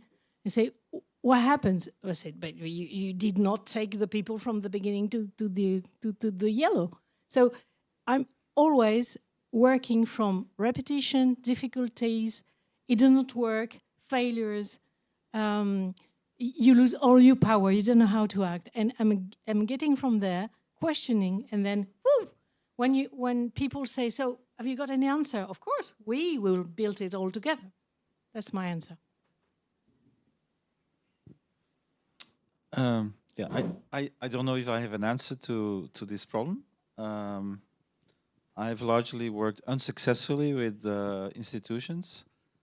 So I think there's two things that we can do.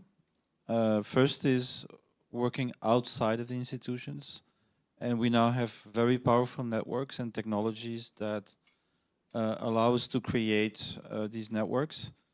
Of course, they're marginal compared to the the means that the main system has.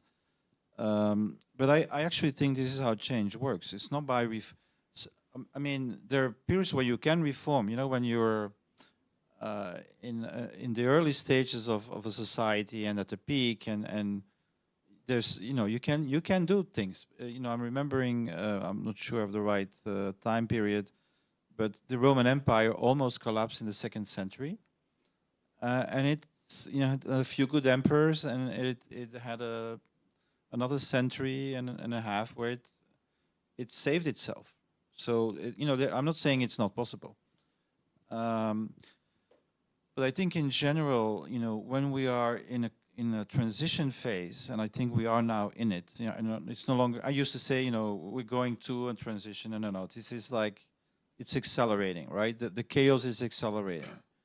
Then I think really seed forms are very important. It's like supporting the people that are actually doing the change already, not waiting for the politicians to make decisions, but doing the change, interconnecting the people who are already changing, and then looking for allies within the system. But it can often be the people in the system rather than the system itself. So I'll end with this, with an example from the city of Ghent, which I did a study on.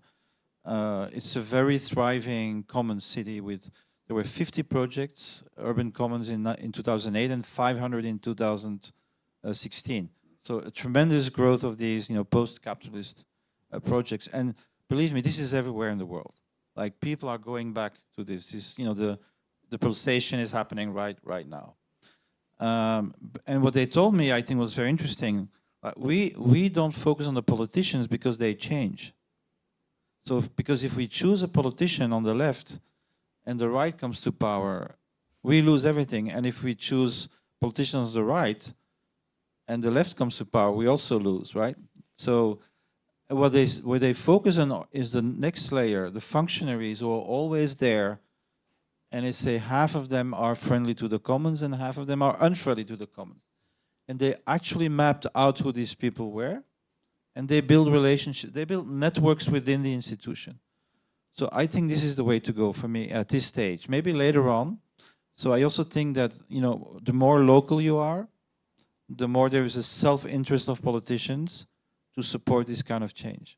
But the higher up you go, the more they can play chess and sacrifice regions and sectors, right? So you have to go down to a level where, like, mayors, counties, where, they know, like, oh, we are suffering from depopulation. They are, they can do a lot of good things at a local level. Thank you, Michel. That inspires me. Just one second. Yeah, Didier. Some time ago, I was at the Mairie de Paris. There was an interview of the mayor of Naples. I forgot his name. It was really fantastic. And he explained how actually they used the Italian constitution to make incredible changes. And every time opposition was trying to block them, said, no. The constitution of Italy allows us to do this and that. And they brought revolutionary things into reality just by, being a little bit tricky and smart. And I would like also to just summarize one thing from what we heard from Christine, Michel, and Said, which is, today the reflex when you are faced with a problem is to go from problem to solution. But actually, between problem and solution, there's a middle stage, which is process. So problem, stop, process internally and externally. Why is this problem appearing again and again? What does it call inside us, that needs to come to the light? Then we can move to the solution space. I think Didier has a question. Thank you, Robert. Until last year's, I think we saw a civilization going up in a spiral. Recently, since about 2 years, we see that especially in the USA and in other parts of the world, we decline. So how do you analyze this situation? Okay. Do we go in the same order? You're American, partly. About a third of my keynote speech at the Integral European Conference was about just that. And the idea that this whole downward shift in the United States began just a few years ago is a complete fallacy. The the idea that America is a free market economy has been there for at least 100 years. There have been certain forces, certain think tanks that really control the narrative on how much of that, you know, the blue system that represents the institutions, how much of that layer gets to regulate the free market. So the idea is the lesser you have regulation, the more the free market can thrive. And so if you continuously work on thinning that blue layer of institutions that are the foundation of modern democracy, you keep thinning that, that's a slippery slope. So the whole idea that, you know, Trump came to power and all of a sudden it's collapsed, we've been working on this for 80 years. We've been working on thinning that blue layer little bit by little bit by little bit through, you know, through deregulation of the industrial economy, through the deregulation of the financial system, through different deregulatory movements that really put in place what the oligarchs who fund these think tanks that basically give policy positions to our politicians. And so, you know, with a Democrat, they give them a little more leash just to give the people the notion that we live in a free democracy when we're not. So the whole idea that there's a higher power that controls the movement is real. All you have to do is look for the signs of where it exists. Yeah, so it didn't, you know, Trump is the symptom of a system that has been in place for 80 years. The problem with him is he doesn't know how to shut up. Is that he, you know, what the oligarchs who put this whole system in place have worked behind the scenes all these years, and he just, you know, he wants to own it because that's how red works. You know, I am the hero, and look at me, I did it all, and that's where the confusion comes in.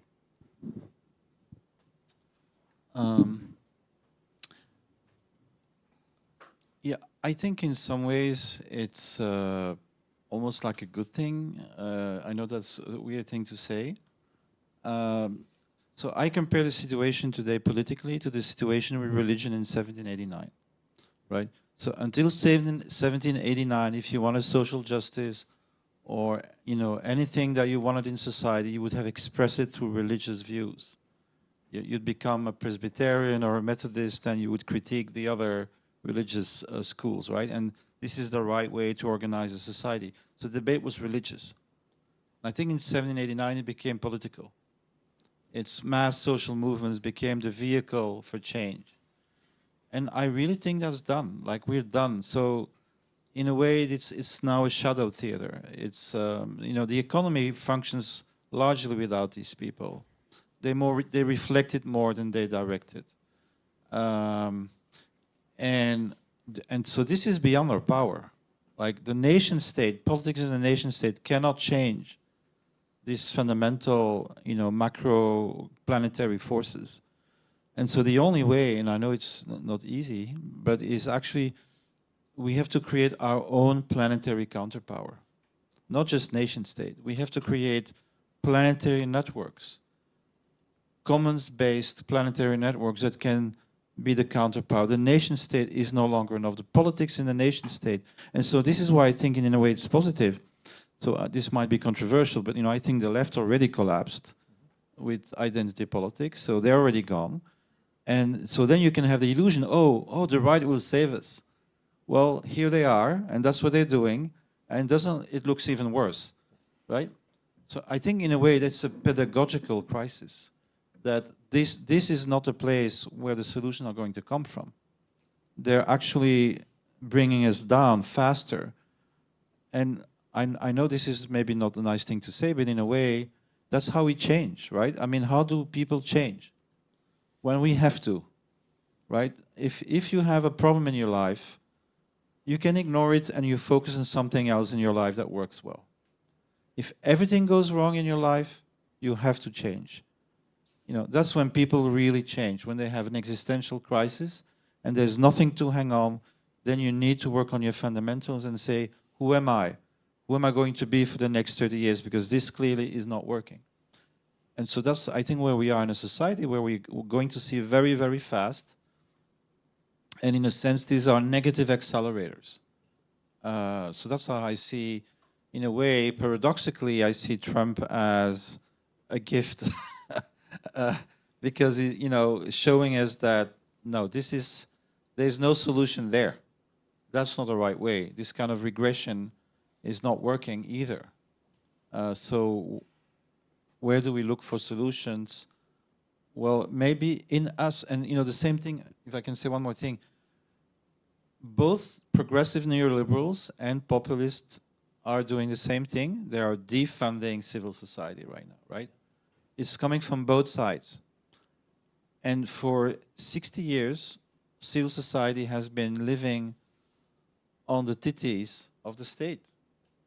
And it's finished. So we are going to have to go back to what the labor movement did in the 19th century. We are going to have to pay dues and memberships. We are going to have to support people ourselves. And then the next step, I think, is we need to be productive. So it's no longer a case of, let's change the side. You know, where do we get our food from? Where do we get our energy from? So it's about organic food collectives, renewable energy co-ops, housing co-ops, and interconnecting them to survive and have a better life, you know, by mutualizing these things. So this is my answer to that. Thank you. And my answer is it's the next stage, which is the clash of shadows. My point of view is that we are facing all the shadows of all levels in the same time. They are all confronting in the same time. So we've got the worst of red, personalized by Trump or whoever, or Putin or whoever. But how much red do we have inside? I mean, this shadow of red inside us. So it's so easy to project it outside. So it's all the shadows in the meantime, the shadows of green, shadows of yellow, shadows of orange, and so on. So that's for the explanation on my side. I said, okay, let's see that, let's understand that. Then how much of these I've got internally before getting externally on the individual collective shadows and what we can do. So first of all, and second, what you mentioned is for me very much summarizing resilience issue. How much can we rise resilience in inner individual resilience and collective one? And I wonder that the next spiral with turquoise will be the capacity of changing without waiting for clashes. So I deliberately choose to change, and I've got an ethics of the behavior I consider first. Is it something I'm doing which is providing resources to the collective? Second, or first, does that respect life and earth and Gaia? And if that is first respecting the universe, Gaia, the collective, then I will behave for myself. So it's absolutely another point of view, and it's totally ethical for me. But to get there, it means that we have to change our cognitive ways of functioning. So cognitive, emotional, social, we need to change it radically to be able to say, first of all, I take a step forward and I analyze what I'm doing, and I decided what kind of action I make, if it supports life, if it supports Gaia, etc. That's it. Thank you. We have somebody, and so we're waiting for the microphone to get there. Maybe one little compliment. I don't know exactly how much knowledge people have in this room about the spiral, but you know, there is this very important notion in Clark Gray's work describing change. You know, people see this like a sort of staircase where you go from one step to the next. So we evolve, okay, from purple to red, and red to blue, and blue to orange and green. And of course, many people aspire, you know, to be at the higher level. Oh, we want to be green, we want to be yellow, turquoise, coral, whatever, you know. Fine, but in reality, if we want to really do this healing work, we have to actually take care, like good healers, like good parents, I would say, of the lower levels. We need to take care of beige, purple, red, blue, and we need to inject love in each of these levels. Because without that, nothing solid can be built. Thank you very much for this conference. I think my initial question was about, do we need a catastrophe to get like, so one of the conditions of change in the spiral is dissonance. And currently there is only a minority of people who feel this dissonance. So do we need a catastrophe to get, let's say, to a tipping point of enough people to feel that, so we can move the whole system. So I think the answer was kind of yes. So my second question is, so there is a minority of people at the edge of the current system who are trying to incarnate this second-tier thinking. And since they are incarnating different worldview, there is a huge difficulty to finance those activities because they don't operate in the same way as what the capitalist system is need, like always growth, while they're not in that, let's say, logic. So my question is, how can we finance the edge of the system that is building the foundation of the next? Like, do you have any? Okay, maybe we change the order, if you don't mind. I will ask, Christine, would you like to answer first, or Michel? No, Michel, perhaps? On the tipping point? And how to finance those activities? Yes, about so finance, that you can it's okay. I have two answers to finance. So one answer is, so I think there's a new value logic being born, which I call the contributory economy. And so what's the difference? In our economy, we have to be extractive first, right? If you extract resources or labor from human beings, you create a scarce product, you have a tension between supply and demand, creates a price and profit, and then the state taxes the profit and eventually distributes in the best of cases, right? So the problem with this model, which is the model we have for 250 years, is you cannot do anything regenerative without first extracting. That's a huge and fundamental problem. But if you look at what I believe is already emerging, you know, what I call the commons-based economy, which you can see in free software, open design, and also, you know, these local networks, people doing organic food and all of that, what you see is the core becomes the core value now becomes the contribution. So everybody who writes code contributes to the free software commons. And so then, if you can last long enough, usually 5 years, what you actually see is an economy growing around these commons. So you have companies creating added value for the market that live from those commons. This is very good because they have to be, because they depend on the commons, so they have to support the commons in some way or another. Of course, there's fake commons like Uber, Airbnb, who really are predatory. You know, no, I'm not talking about those. I'm more talking about the Linux economy, the Drupal economy, those kinds of things, right? And they still had a fundamental problem, which is only the people dealing with the market could make money, and the people at the core doing the collective infrastructure, they were not getting paid, or they were working for universities and stuff. And then, paradoxically, because you have a communistic license, you know, everybody can use it, everybody can contribute, big companies can also use it, and then they start dominating these open source ecosystems because they pay the people in the core. And so I think this is what Web3 has solved. And just for people who are not familiar with this, so Web 1 is the early internet, you know, peer-to-peer, then Web 2, participatory, but also predatory and extractive. And Web 3 is the attempt to recreate Web 1, but defending itself against extraction and predation, right? That is what a lot of people in the world are doing. And paradoxically, a lot of people who are interested in that are themselves predators. So within the Web3, you have the regens and the degens. The degens are people who just want to make money, and they're very open and blunt about it. This is their ethics.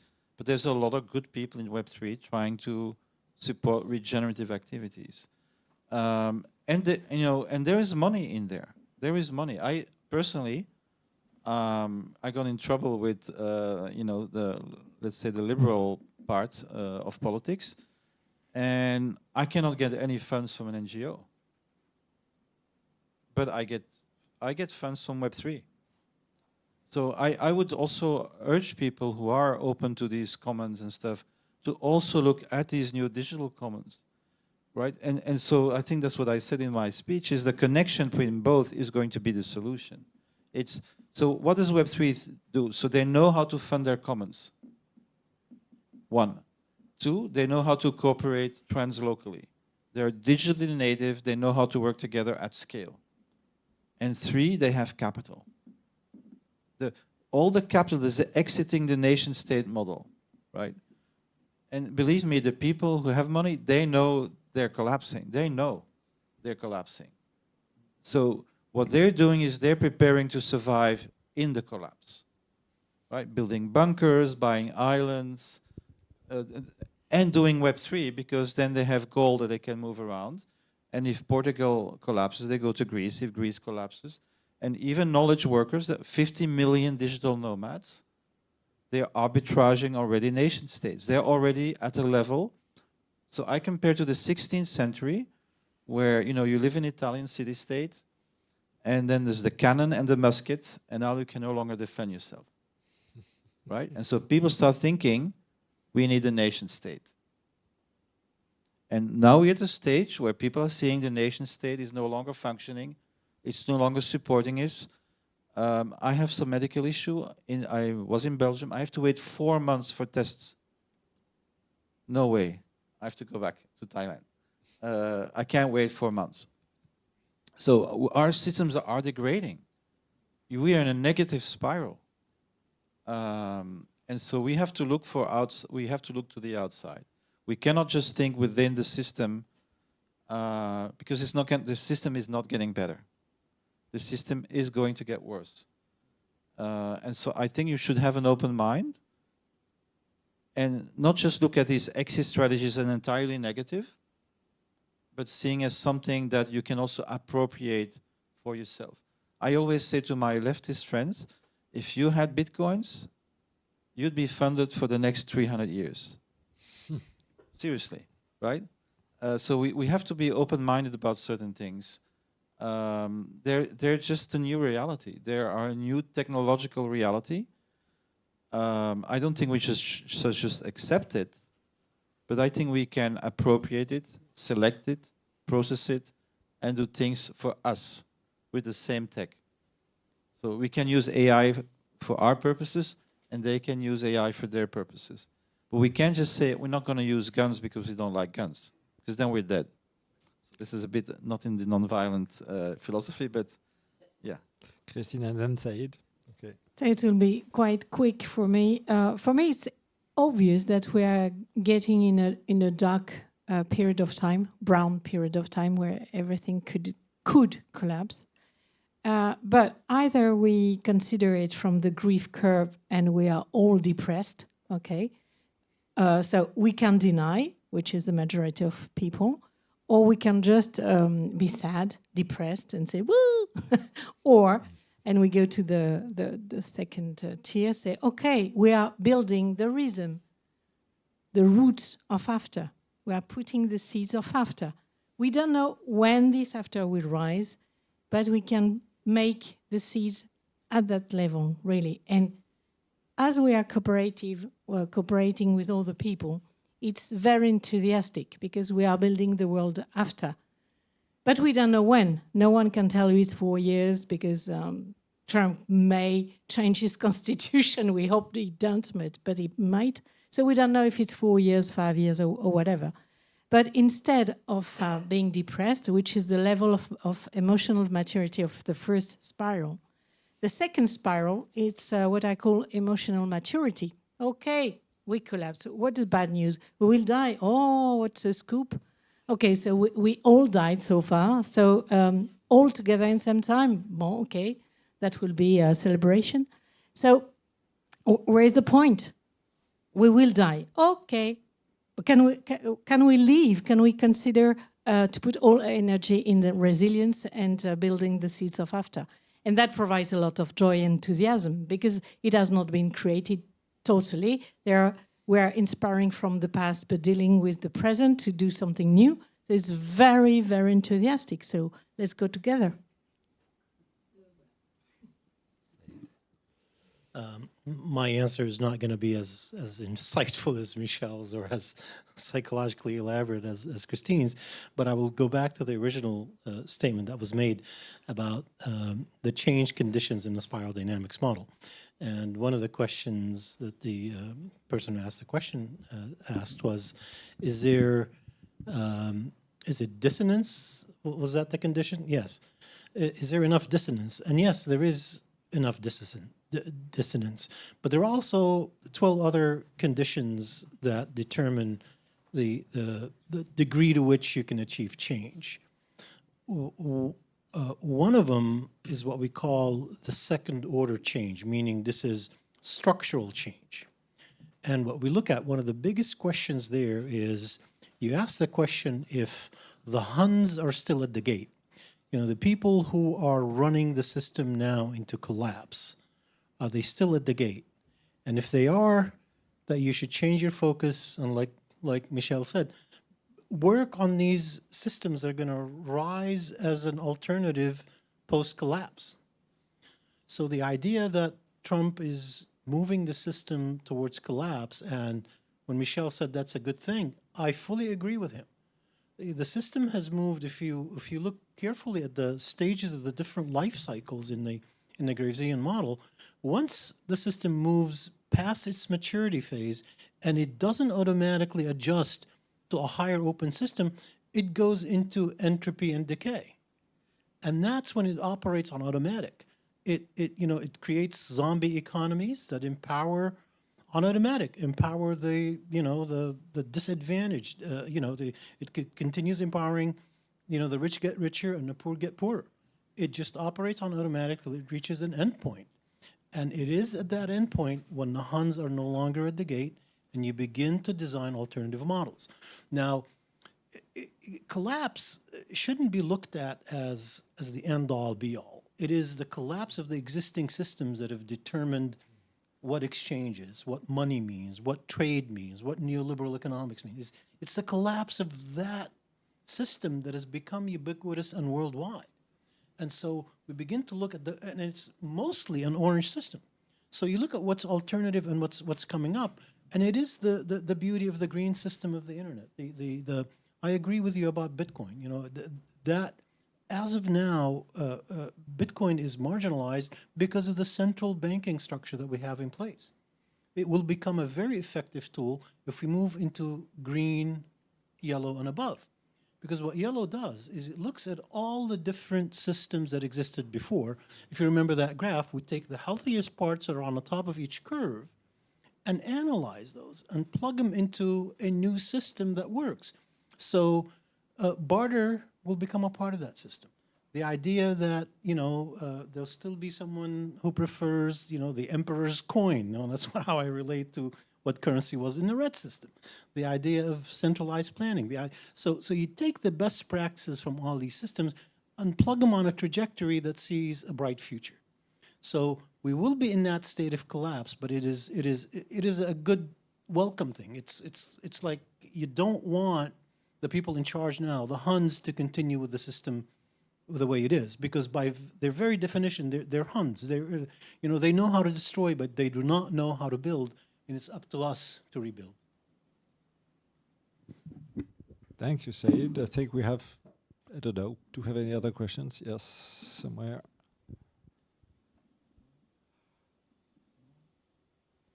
Everybody's owed. Owed. Yeah, on the others, in the other room as well. Yeah, maybe we have some people there. Those who are following. I don't know if... okay, not going to work. In that case, I think we should thank our guests, and we will move to the workshop session. Okay? And we have a little break in between. That's right. Everybody deserves a little break. So thank you, Said, Michelle, and Christine. That was a very, very insightful moment and very dense. And thank you, Robert, to initiate all these. A pleasure. And thank you, of course, to École Ascensia and Collège Paris, because without them, we would not be here all together.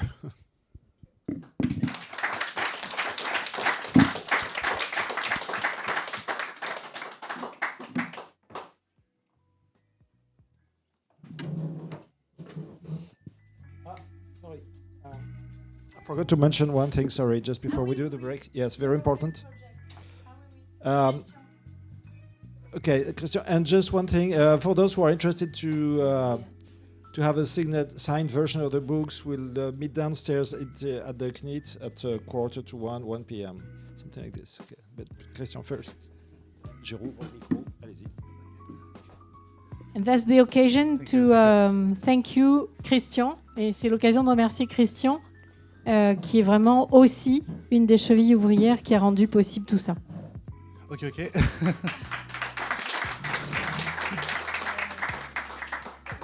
Thank you very much, Christine, and for this nice event.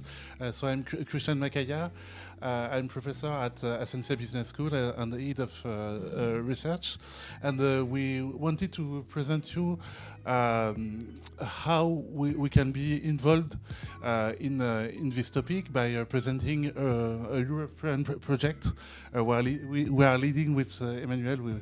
We will present ourselves, and that's a European project based on an innovative tool that can permit to sensitize the students from secondary schools in all Europe and how to adapt to climate change and natural catastrophes.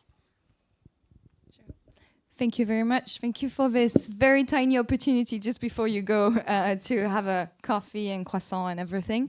So I'm Emmanuel. I work with Christian. I have an innovation background, basically an educational engineering background. I'm just here to talk a bit about what we've done with this project and how it works, so that it might give you ideas of what we can concretely do to work on all those issues. Just maybe if we move the slides, but basically very quickly, those European projects that we work on called Erasmus Plus projects, they are so that's us. They are cooperation projects. Basically, we work with 5 other countries. It is Romania, it is Spain, it is Turkey, it is Italy, and the Netherlands. And we work. Oh, you can go all the way.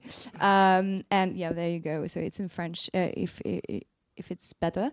And we work together on a daily basis for 2 years to actually build a curriculum, course materials on natural disasters for professors of the secondary schools. So meaning, let's say 11 to 17 years old teenagers. And the idea is to give the tools to those professors as well as the knowledge for those kids who are discovering what could be eco-anxiety like, for example. So we tackle this issue, but we also tackle what they concretely do to work on natural disasters with their community. Let's say, what do I do if there is a storm? What do I do if there is an earthquake? What is an earthquake? What is a vegetation fire? Why is the countryside in Italy where I live very dry, just out of a sudden, like all of a sudden? So there are 3 parts on this project: the curriculum, the course material, which is very dense, that we've worked on. Basically, each country had a module that they had to be working on. And the very last part is a Minecraft educational game for some of you who don't really know Minecraft. So basically, it's a video game kids play with. No, we work with it. And the idea is to walk in a world where a lot of natural disasters happen. Basically, they have at the moment to work with water management, and the little character, and I'm sorry, don't have the pictures, but if you want to work on, look on YouTube, you'll find many videos about Minecraft in general, and we can send you some things. But the idea is that the little character walks and takes the water and see how what is water consumption like, how it can just be very important to think about your water consumption when you're 11 years old, and maybe your parents talk to you about it, but maybe you just don't have any idea of actually what's going on in the world right now, which is logical because you're 11 years old and it's not your problem, usually, normally. So that's what we wanted to try to do with this project. There are many European projects. Erasmus Plus projects is 26 million euros per year given on projects on countries. So we have a lot of things to be doing, like those curriculums, and so just to see what we do with the money, of course, and we really want dissemination and all that, and that's why we're here. So yeah, thank you, Christian, for inviting me, and I let you finish. Yes. Thank you very much, Emmanuel, for presenting the project.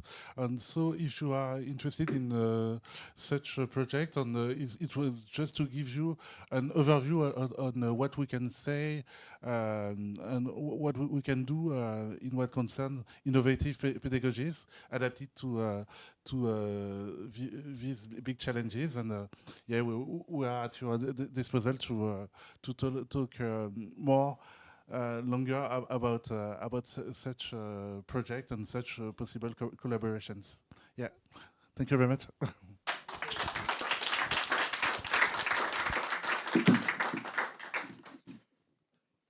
Merci, thank you. So we go to the break over there, the other room. So let's have 15 minutes break, 15 minutes de break, s'il vous plaît. Et ça donne, on reprend à quelle heure?